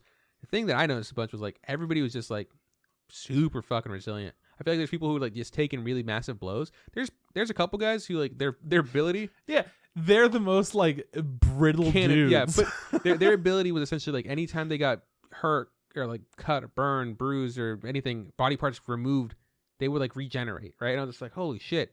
But there's other people who also, so they got chopped up a bunch. But there's people who have like more normal attack powers, like they control normal in the sense of like they control the weather or they have telekinesis and stuff. They also got punch and kick and shit like that too, but they didn't die. This other guy got his jaw ripped off or whatever. He's like, luckily he can regrow it. So it's like no biggie. So I think when they first introduced those characters too, that was really fun because I was like, Jesus Christ, he just got his fingers chopped off. Like, grows them back. Yeah. Yeah. I'm like, all right, go whatever. Yeah, but I think this world must have just like kind of like this over blanketed rule. Like, yeah, people can just take more punishment. Even like when one superhero beat the shit out of another superhero, it was just like, you killed him. It's like, nah, he's for sure got brain damage, but he's not dead. I was just like, not dead. Fuck. So yeah, it is for that reason. I feel like it does feel more true to like superhero than anime, like just like the way the powers and the fights kind of worked out. Also, which, fine. Some of them are also really overpowered. Like one guy's just like, I can just blow people's heads up. I was like, but I mean, there's similar stuff in other shows too. Yeah. I just feel like, if we're comparing it to another anime that does superheroes, My Hero Academia would be a great one. It's like their power levels really fucking vary, right? Like there's like small as like lifting things with your telekinesis, and there's people who can like touch something and dissolve everything, right? But none of them are just like, boom, blow your brains out or whatever. Or someone could like, we didn't get a real grasp of his powers, but he turned people into other things with wishing or something like that. Like he turned people into bunnies and shit like that. I was just like, that's scary. These guys can fly. And one guy's just like, I just have like fucking heat guns. I was like, oh fuck, you're out of your depth, son. Like, but he's also, really smart, I guess. Yeah. Or he just has people around him that he trusts. Yeah, they can actually do shit all together somehow. Yeah, so it just felt different, right? This like I'm not gonna say like, hey, you like superhero animes? You like My Hero Academia? This is for you. I don't think that's switched back and forth between feeling like a typical American superhero show and a typical anime. Yeah, so it was like very back and forth. It definitely is for American audiences more than anything. I would say they would expect more Americans to be into this. But I will say the name Super Crooks, not a show I would watch. This reminds me of something that was on either Comedy Central or Adult Swim. I can't remember. I don't remember what the name of it was. What was it about? But it was similar. It was about prisoners or criminals or something like that. And it had a really similar name. Was it animated? Yeah. Super Jail. Yeah, Super Jail. Thank you. I like that show. But I only like the show because it was like hyper violent. There's a lot of dope animation in it. It wasn't like it was supposed to be funny. It was like Adult Swim went through a weird period where they were just like, violence is funny. But I think the animation is what I appreciated. I was just like, this is interesting to look. That guy did just get his flesh ripped off him, but like it looked really good in this ugly style. So yeah, you think about Super Jail? Yeah, I'm thinking about Super Jail. But the name Super Crooks, not exactly a name that like stands out. Yeah, I get you. To me, it's like, oh, that's that show that I already seen. Like, that I don't like. Yeah, which doesn't matter. So I wouldn't be interested in watching this just based off of the name. What if it was called Super Cooks? Super Cooks, yes, absolutely. Way more interested. Doesn't make sense for this show to be named that. And it wasn't super. It's soup, like soup or cooks. Would you watch it then? I would watch it. Yeah, where people have to decide between this nice bowl of soup or saving these cooks or whatever. I don't know what's gonna go on. Take the soup every time. Every time. You got to take the soup. Are you kidding me? What is that? Is it that lobster bisque? Lobster no way bisque. am I gonna risk that. A little piece of sourdough on the side. Oh my goodness. Oh my gracious. Fuck. Anyways. Yeah, the name just isn't something that really sells it. So I feel like a lot of people might miss out on it, which is a bummer. That's my whole point, is that it's a good show. Dumb name deters people. But with the way that so many Americans that I know have talked about all these different superhero properties and shows and how they keep going on, I feel like this is one of those shows that's going to surprise even the people that have watched those kinds of things like Invincible and The Boys. You know, I think that maybe I don't know how well they did of pushing the news or the idea that this has something to do with Jupiter's Legacy out there. I didn't know, but I'm saying, like, you know, like if I don't think Netflix made a big deal of it, so I think that might help them in the long run, because if you went in being like, wait, this is a sequel or a prequel to that other show that I already watched and already didn't like it didn't translate well. I guess it didn't translate well to live action. Maybe they should try again in anime, because I think in anime, especially if they get a good studio like Bones to take care of it, or someone comparable like that. Maybe it could have more legs and continue, because this worked. I think it worked really well, and I think as long as they don't paste that on the front of it, like, hey, connected to the Jupiter's Legacy, maybe it'll help them also, because people are really into superhero phase, like, but not the classic, Marvel DC stuff. No, they're kind of into the like genre changing, the dark, superhero. It's shifting to more like studios like Image Comics or whatever that like do more darker stories. And superhero heist is a new thing. That's all that I'm thinking about this entire show, is I'm just like, people like heist shit, whether they know it or not. Now add powers. People love that. And this is just another one. Anyways, fun show. And I guess now we'll talk about the plot very briefly. What happens, and kind of the things that we liked and didn't like. Okay, yeah, for sure. So starting out, you get a little bit of backstory about our main character, and both of us didn't know what to expect from it. At the end of the first episode, he's been playing around with his electric superpowers. He's learning the limits of that. He learns that he could fly. He's feeling like he has pretty good control over everything, and he decides, I'm going to go and I'm going to try to save people and help people now. I'm going to show this off. Show the world who I'm, Electro Boy, Yeah. He makes a whole outfit, and then he goes to a swimming pool, and we immediately knew where it was going to go. We were in see, like, this is a horrible idea. Yeah. He's also, like, in middle school, so we're like, God, you're fucking dumb. He's just a little kid. He doesn't know any better. But when kids are dumb, and it's not only they're dumb, but their friends are also dumb. His friend who's, like, a little bit smarter than him, being like, hey, this is the design for your shirt, and maybe you should try training like this. It was also like, this is a good idea. Let's go to the even his pool. Smart friend was like, genius, let's do it. And this stupid. Let's go near a water source where a bunch of people are in it, and then probably kill them. So anyways, one thing leads to another, and a lot of people actually got out of the pool and were able to live. And I was like, oh, that was a surprise. That was a shock, like, okay, so some people dead. Shock. And then some people running away. And in all this chaos, because he has electric powers and stuff, and they kind of went haywire because he got emotional and weird. Because he's a kid, right? Doesn't know his powers. Kid. Yeah, exactly. No fault on him. He's kids, He's inexperienced. It's like if you give a kid like a gun, it's like, well, what's he going to do? Yeah, like, you tell probably him nothing good. Yeah. Right? But if an adult knows about that, they go, we're taking care of this now. Yeah. So if an adult knew about this superpower, they'd be like, look, man. Let me great shit, but we got to be very careful. Yeah, you're not ready to be a superhero. Let's baby steps. Didn't have that talk. Killed some people on accident. A lot of people escaped. But in the chaos of escaping and all of the electrical problems, it turns out that it can also cause issues with cars. And cars crashed into buildings, and others exploded, and a whole ass giant truck of pigs goes flying into the pool and explodes, and all the pigs go flying out and die. And I'm like, what the fuck just happened? It was it was one of the gnarliest like chain reaction events I've ever seen. Because none of them and it's crazy is all of them were set up beforehand. Like we were seeing everything, but none of it led me to think like, oh, this is going to affect that. I for sure knew he's falling in that water. People are going to get shocked. That's as far as I knew. And I was like, they're going to get shocked, and that's it. Yeah. It's going to be really fucked up and gross looking, probably. When he shocked them and then they fried them, I was like, oh, that's a little much. Well, that's what I was expecting. Yeah. And everything it just kept leading to more things. Like the kids that ran out into the streets made the cars fucking go off path. Some of them ran into diners. One of them ran into like a fucking church. A gas station blew up and the car. Japanese Taco Bell. Yeah, it was Taco Ball. Taco Ball. Yeah, that was fucking brutal. It was just like watching it, I was like, oh my god, because you text me like, I know what's happening with this fucking, Yeah, well, I was texting you, and I'm like, I think I already know like the tones of this show. Just wanted to like let you know. Hang on, I think I know where I'm at right now. And like, yeah, I'm kind of it. And then right afterwards, I'm like, hey man, I didn't know what was going on, but I'm way into this. This is crazy.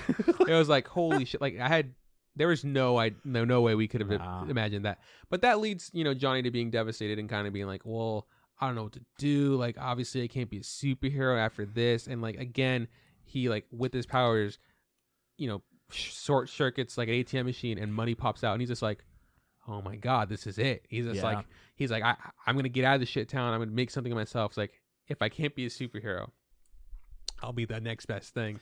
And he was. Yeah. Immediately we jump to him being released from Supermax jail. He's got in the future. So he decided to go down the line of like supervillain, right? Which is we can't have a superhero without a supervillain. So I was like, this is all right. I like this. I assumed that he was gonna be bad because it was called Super Crooks. But I was like, nice. But then he shows up. He's looking way different, way cooler. Has some kick-ass intro music. Like, everything seems to be kind of falling into place for this criminal. He's got his girl back, all of his boys are waiting for him. Bro, let's drink, Johnny. Fuck, we got the perfect next crime set up. And they're like, hey, guys, we just got out of Supermax. Like, come on, don't be a bitch, Johnny. It's like, hey, you're right. Yep. Yeah. And then everything gets fucked up, and it turns out his girlfriend also has some powers. Super dope powers, she's got the most powerful shit of them all. She could control people's brains, minds, and make them hallucinate. Yeah, stuff. Just make them like have like illusions of like what she wants them. It's hard for her, and it doesn't work on everybody, but she's really good at it. She's really good at it. It doesn't work on everybody, just depending on how mentally strong they are, depending on what their power is and whatnot, too. Most people are pretty weak, so it's not that much work. So weak that it turns out in the past, when she was first doing this power, she was just like, yeah, no, they're not dead, but they're crazy now. Yeah, or their brain's broken. They're never going to walk again. They will never be a functioning adult again. My bad, though. Yeah, so anyways, she has a super fucked up power. She doesn't use it unless she has to. Yeah. And then she gets wrapped into another mission from her old training boy. Like I don't really know what to call him, his apprentice. No, I mean her master, her master. But he was also he had a whole crew that he apparently taught how to like be shady and smart. Well, I guess. Well, before that, I wanted to mention like what I thought was really interesting about her character was like, I loved her character. Yeah, she was great. Really strong woman, character. Which sometimes a lot of shows just we don't really get that. We don't really get. Most girl characters are just like, well, I'm the girlfriend, and it's like cool. She was her own person. She's pretty fleshed out. But I really liked that when she was talking to Johnny's like, hey man. He's like, you gotta knock this off. You gotta knock this off. Which at first was like, oh, pretty atypical. Like girlfriend picking up boyfriend from jail, being like, you have to go. You got to fly straight and narrow.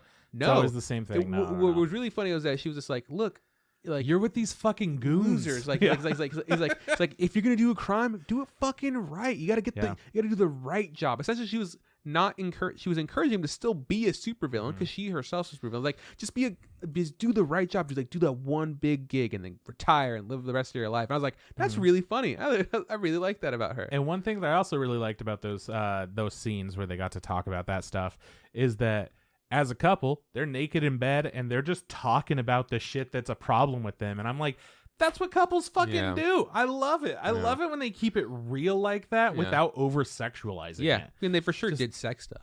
Oh yeah. But that's a part of their relationship as well. And it was very important, I think, to show what kind of a relationship they have together, to show that they are very important to each other.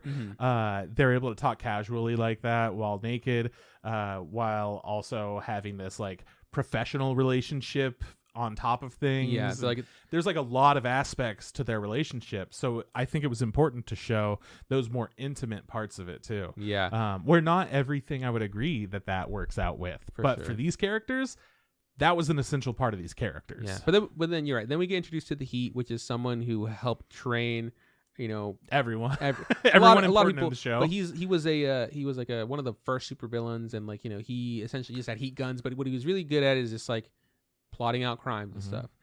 And he was so good that he would get caught and killed many times. But it turns out he would always escape or wind up alive somehow. Like he faked his death or he escaped arrest or whatever it was. But also the media kind of portrayed him as like this Robin Hood character. Like he never got arrested. He never murdered anyone. It's like, but he absolutely got arrested. He went to prison several times or whatever. But it was like he wanted to. They kind of played him up to be like this ghost. And there's several characters I feel like in the show that are kind of like this ghost, like the bastard who we meet later, who's like this like the big bad, the one that pulls all the strings essentially. But yeah, he meets the Heat, and the Heat's like, cool, I got the next job. It's the perfect gig. Like I have it all planned out, and I have the perfect crew aligned, and we're gonna fucking do it. And Johnny's just like, all right, yeah, we'll fucking do it. You know, he's like, sure, let's do it. I want to make some money. And then they tell him after they save their last, they have to rescue one of the last guy who's like essential to making this job happen. They tell him what the job is, and like, cool. Essentially, they're gonna bust into like the headquarters, like the Justice League, essentially, like the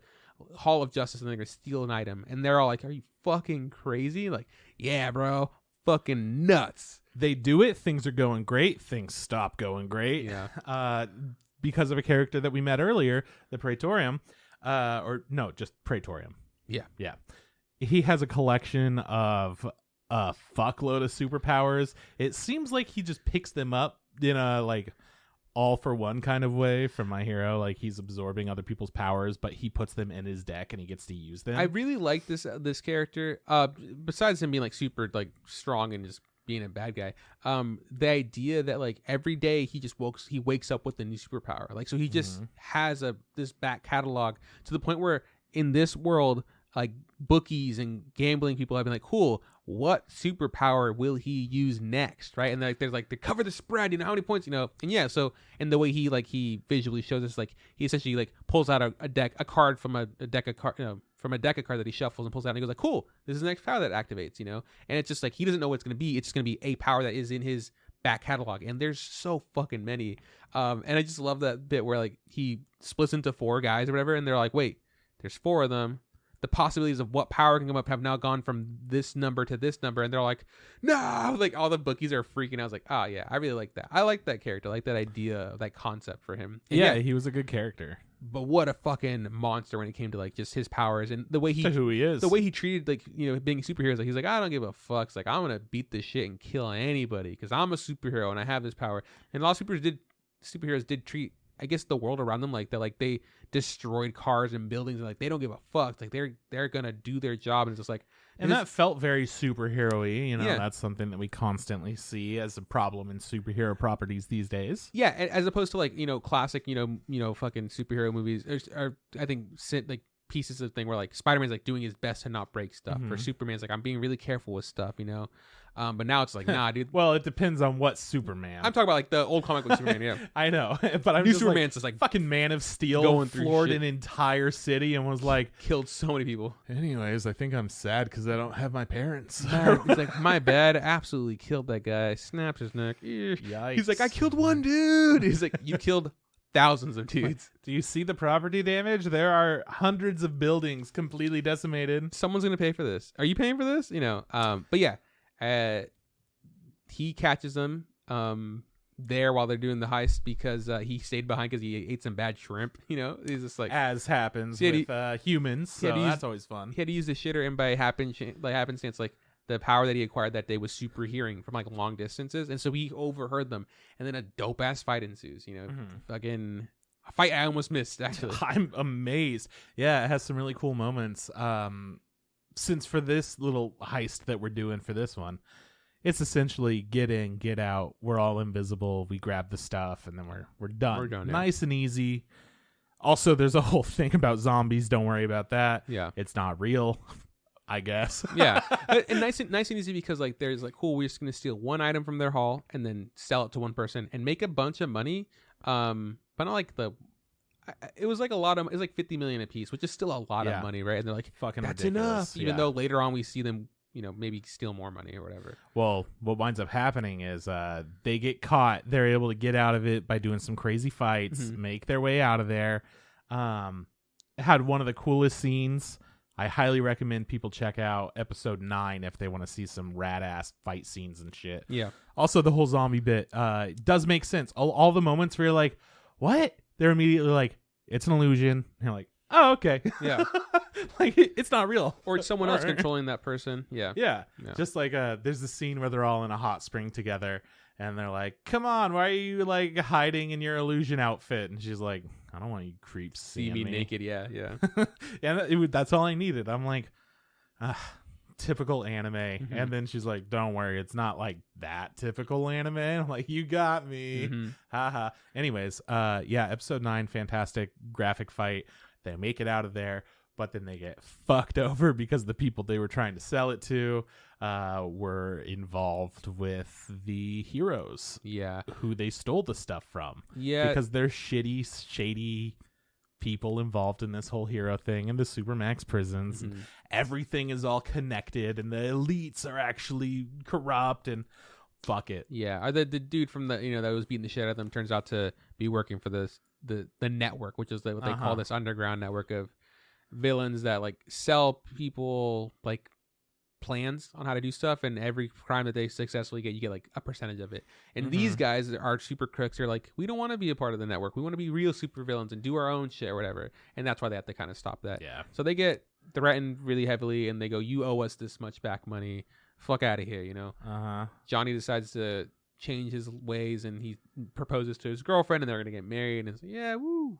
And then he does a crime and goes to jail again. And then another time jump, which actually blew my mind. I didn't think this was, I was like, oh, like, just the pacing of the show. I was like, oh, we're just going to continue in this time. And then that episode ends like 5 years later. I was like, holy shit.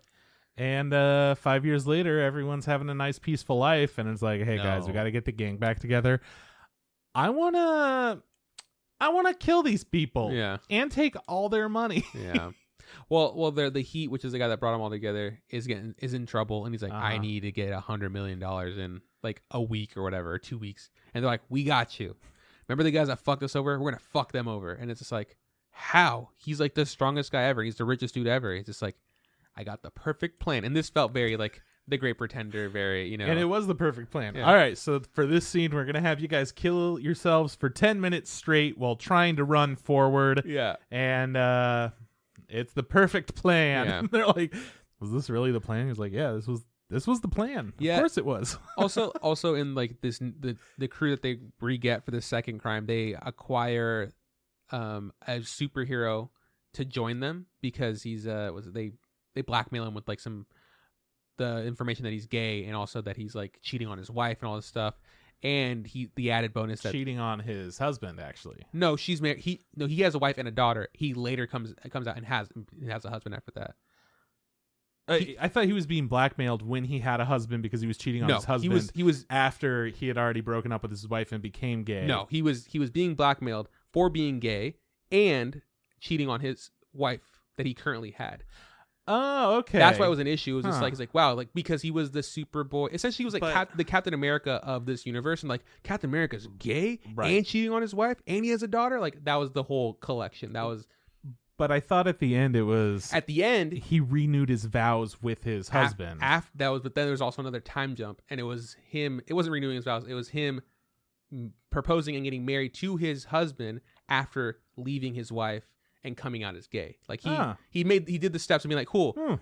He's like, he broke his relationship, he got divorced, he got engaged, he got married, and he's like, I'm openly gay. And people are like, oh, and again, they're like super positive about it because he did the right steps, so not knowing the shitty shit he did before. But anyways, they blackmail him into joining the crew because of all that stuff. And then on top of that, the added bonus is that he gets to fight the villain, the superhero that was beating the shit out of them, that has since gone down the drain because he's been washed out as a superhero because a lot of shit came to light about how he was abusing his powers and stuff, and that really didn't like sit well with him because they were close friends in the superhero community. Yeah, they worked together all the time, and it made him look bad, and it made him look bad because they were like, wow, you were connected. Do you do any of these things? He's like, no, that guy's a fucking piece of shit. I'm actually an honorable person or whatever. So he has like these. It was essentially like, morally, he's like, he's done me wrong, I'm gonna beat the shit out of him. And oh god, does he. Like, it was a really good fight in my opinion. Yeah, because I mean, we have all these like little shitty thrifty superpowers. They're good for specific things,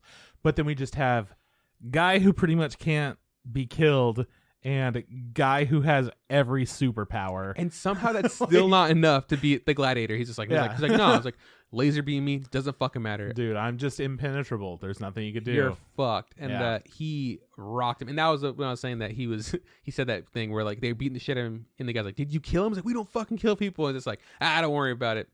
He's probably got some brain damage, but he's not. And they're like, oh, brain damage? Totally cool. Totally cool with brain damage. I love how everyone in the crew is just like, yeah, no, I mean, we could completely ruin their life, but like, I don't want to kill them. Yeah, I'm not a fucking not murderer. Monster. What do you think? Yeah, I got some sort of I'll fucking. make somebody suffer for the rest of their days, but not, he's just like, but no, murder, that is off the table. No thanks, no murder. Yeah. So, anyways, that was rad as fuck. Everything winds up working out. Like, there's all these shitty situations, but it's all good, and I really had a good time with that. I really like that, like the way they get the main bad guy, the bastard who can blow people's brains up. I mean, it had to happen this way. They tricked him into thinking that the person that stole from him was a different villain called the Salamander, who was the one that had made them go on this mission to get $100 million anyways. Like, so they wore all of his uniforms and his crew's uniforms. They took a photo and they leaked that photo to like New York Times through his like original buddy from the very beginning, Yeah. And the bastard's just like, because he's crazy, he's irrational. He's like, couldn't even take a moment to talk about it. He essentially walked into the Salamander's office and was like, you fucked me over. You know what you did? Fuck you. Blew up his brain and then blew everyone's brains up. So essentially, as long as they don't say anything to anyone, all of them got away scot-free with like, what was it, like $500 million a piece or whatever. And they're just like, and then a very classic, like, I don't know, like heist trope is like, this is what they did after that. Like they're all telling like what they're doing with their lives. And I always enjoy these. Yeah. It's always fun. There's always that really good one where like a character who looks one way and acts one way does something completely different than you expect. Yeah. And of course they were like, after his time at Cornell University, he had a degree in like astrophysics or whatever. Like, so he's trying to figure out how to time travel. Yeah, he's explore the fourth dimension. And then his brother, who's a scumbag, is like, he spent all his money on fucking drugs and women. And like, all right, no he had surprise. An empire of women, whatever. Yeah, the old man. Well, he gambled all his money away. I love when he's saying it. He's just like, it's like $500 million isn't really that much. It goes by quick. Yeah. Like, okay. One guy just took his family like on an Asian tour. He just took care of them, which was really nice. And he bought a yacht. He bought a yacht, a super yacht. Yeah, he bought a yacht. The Ghost, I think he with his, what's it called? He had a dual citizenship. He made in his connections with like the diplomats of Greece, bought a bunch of land in Greece. I was like, this piece of shit. He's just like overpowered them, strong-armed them into giving him a bunch of property because things weren't going well in their economy. He's just like, he was what was like a business, like after the 5-year time jump, he was doing great as just an architect. Everybody else, most people had shitty lives, but he's just like, yeah, like one of them essentially worked at fucking Amazon, unloading boxes, and this guy's just like, yeah, dude, I'm doing really good, just like this architecture stuff. Like, I don't need to be a villain, but he wanted to. So like, it's great. So he's just making himself even more rich. Who else is there? And like we said, the Gladiator came out as gay, married, and then like he lives a happy life. Lives a good life. And of course, our main couple. They go on a hot air balloon ride with a big old heart balloon, and then he has a "Will you marry me?" Yeah.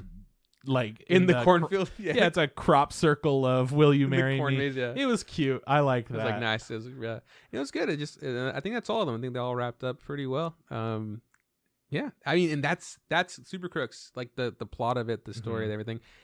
It was great. Like it was a really easy watch, and that's the only thing that I care about when it comes to these like episodes is how easy is it to watch, because I consider it somewhat of a chore every week, whatever show, whatever movie or something we're watching. I'm like, okay, it's not just me watching casually. I'm paying a lot of attention to a lot of different things and making sure to take like mental notes about specific things that are really doing it. How does me. Everything work together? You know? Stuff like that. Instead of just like watching to enjoy it, I would probably or just remember more things and just enjoy things more. But anyways, or just turning off your brain and being like, well, I watched that, kind of thing. Like, we have to try to be a little more critical of what's in front of us. Exactly. And this one wasn't hard to watch at all. It was nice and easy. You get through it pretty fast. Yeah. 13 episodes and you wrap up an entire storyline. Yeah. It's great. I had such a good time. I think one thing that like could have made this better was maybe some, more depth with our characters. Yeah, 100%. That's the only thing. Right. I really liked what was going on with our main character. I really His liked girlfriend what was was going on great. with his girlfriend, and that's the extent of what I liked. They're what really was going on with fleshed the out. characters. Yeah, they're really fleshed out. And there's some characters who just like, what's this guy do? He's like, he's just a scumbag and he falls apart. The fucking forecast guy, don't really know anything about him. You know, like the guy, he can control the weather. And What was his back? Like, after the... Oh, what did he do? Yeah. Oh, fuck, you see, we forgot about what he did. What did he do? He went on to do some crazy weather stuff. He was working with NASA. Airspace. Yeah. Yeah, he was air travel and stuff like he wanted. Yeah, that's right. See, we forgot about. Yeah. Like, he was in it for so little. Yeah. And his power was cool. It just wasn't, something that we really needed for the last mission, which was the most important one. Yeah, it's like, it's like things like that where like, we didn't. He wasn't a part of the first mission, which seems like he would have been pretty useful in that. Yeah, he like he was walking late to the meetup after the first mission, and like he's like, yeah, whatever, tell me what to do, I'll do it. He just kind of vibes Very wherever relaxed. he's at. Yeah. I mean, we see him, we're introduced to him. He's taking a nap under a newspaper in a park. So we're like, all right, so one of them's homeless, but he has like a nice phone. Okay, whatever. Well, like I guess he just sells umbrellas whenever he needs to, like to make bucks. He's like, I'll just make it rain and sell these umbrellas. They're super convenient. Like, obviously they all find a way to survive, right? Yeah. Like it's not like the best, but No. but yeah, there's just some characters that like were just kind of, they were there, they did their job, but I'm not connected to them. I don't really feel anything for them. And if they could have been fleshed out more, like it just would have made it even better, because story wise I think everything really fits well and it makes sense, and it's, again, it wraps up nicely, and it's like that a lot of times we have an issue with like stories kind of sucked. The story's good. Like it wasn't anything like mind blowing, but it was entertaining, and it was easy to follow, and yeah, good stuff. Love the way it looked. You really like the music, you said, like so good. Yeah, it was really just groovy music, man, and that's the only way I could describe it. I was just in it when the electric keyboard would come in. I would always be like jamming immediately. Yeah, It was like, oh, we're about to have a good time. The bass is so funky, and we're just like, yeah, boom, boom, bam, bam, bam, bam. Really fun. A lot of things I liked in the show. I think one of my favorite bits was the gladiator. I really liked when they were doing the heist and they were all like doing their part to help get Gladiator the heist. just wasn't. Just the fact that he would just stand there and be like, hey, you want to help? And he just go, like look away. I was just like, I was like, what's this fucking deal? Like the fuck? And then I had to realize like he is being blackmailed to be there. Like he's essentially there just in case they have to beat up that other guy. And then when the other guy shows up and they're like, all right, he's like, you're up, gladiator, or whatever. And then like he doesn't say anything. And then like stands there and lets them all get the shit beaten out of him. He's just like, I'm gonna let them like, get the shit beat out. And he goes like, okay.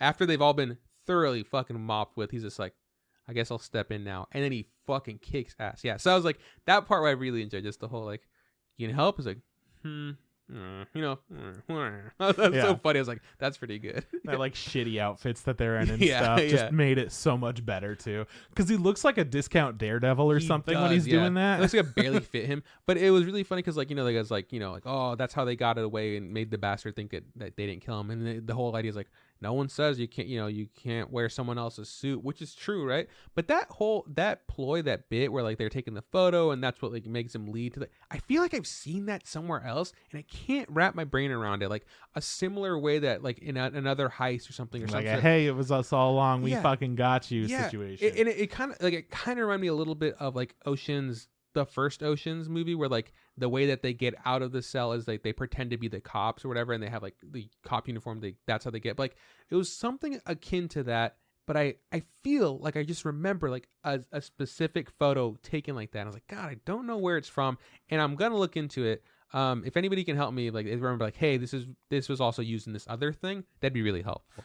I mean, my guess is it's an anime. It could be, yeah, like because that's a very anime, like the way that all the characters are placed in the photo, just feels like it's perfectly placed anime stuff. Yeah, I wouldn't be shocked if it was in The Great Pretender. Maybe, yeah.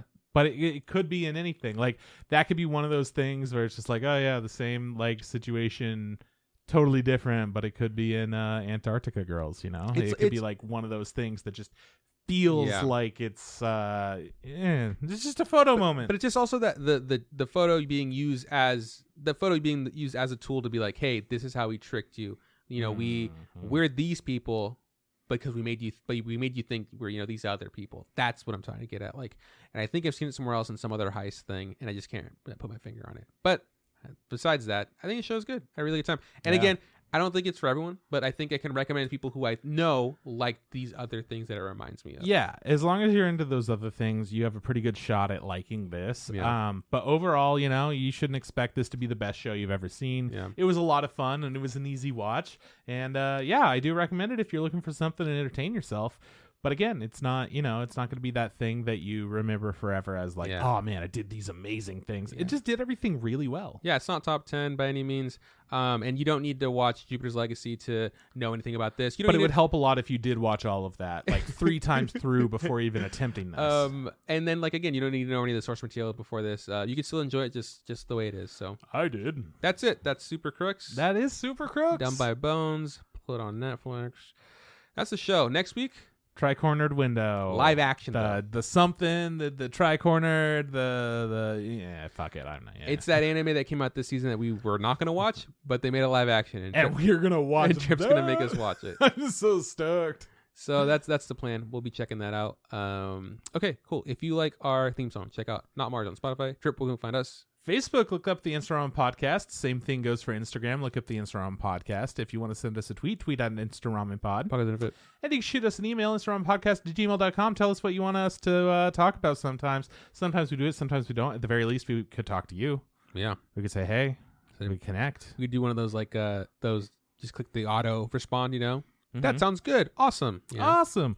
And every week we try to stream when we're recording. It works out a lot of the time, but sometimes we do it on different days. But usually it's going to be on Wednesday nights, sometime between 8:30 and 9 is when we'll start streaming. Yeah. And thank you guys so much for listening, hanging out with us, enjoying a nice Super Crook evening. And a Super Crook to you. Super Crook. I guess it's morning if you're listening to this when it comes out, right? Yeah.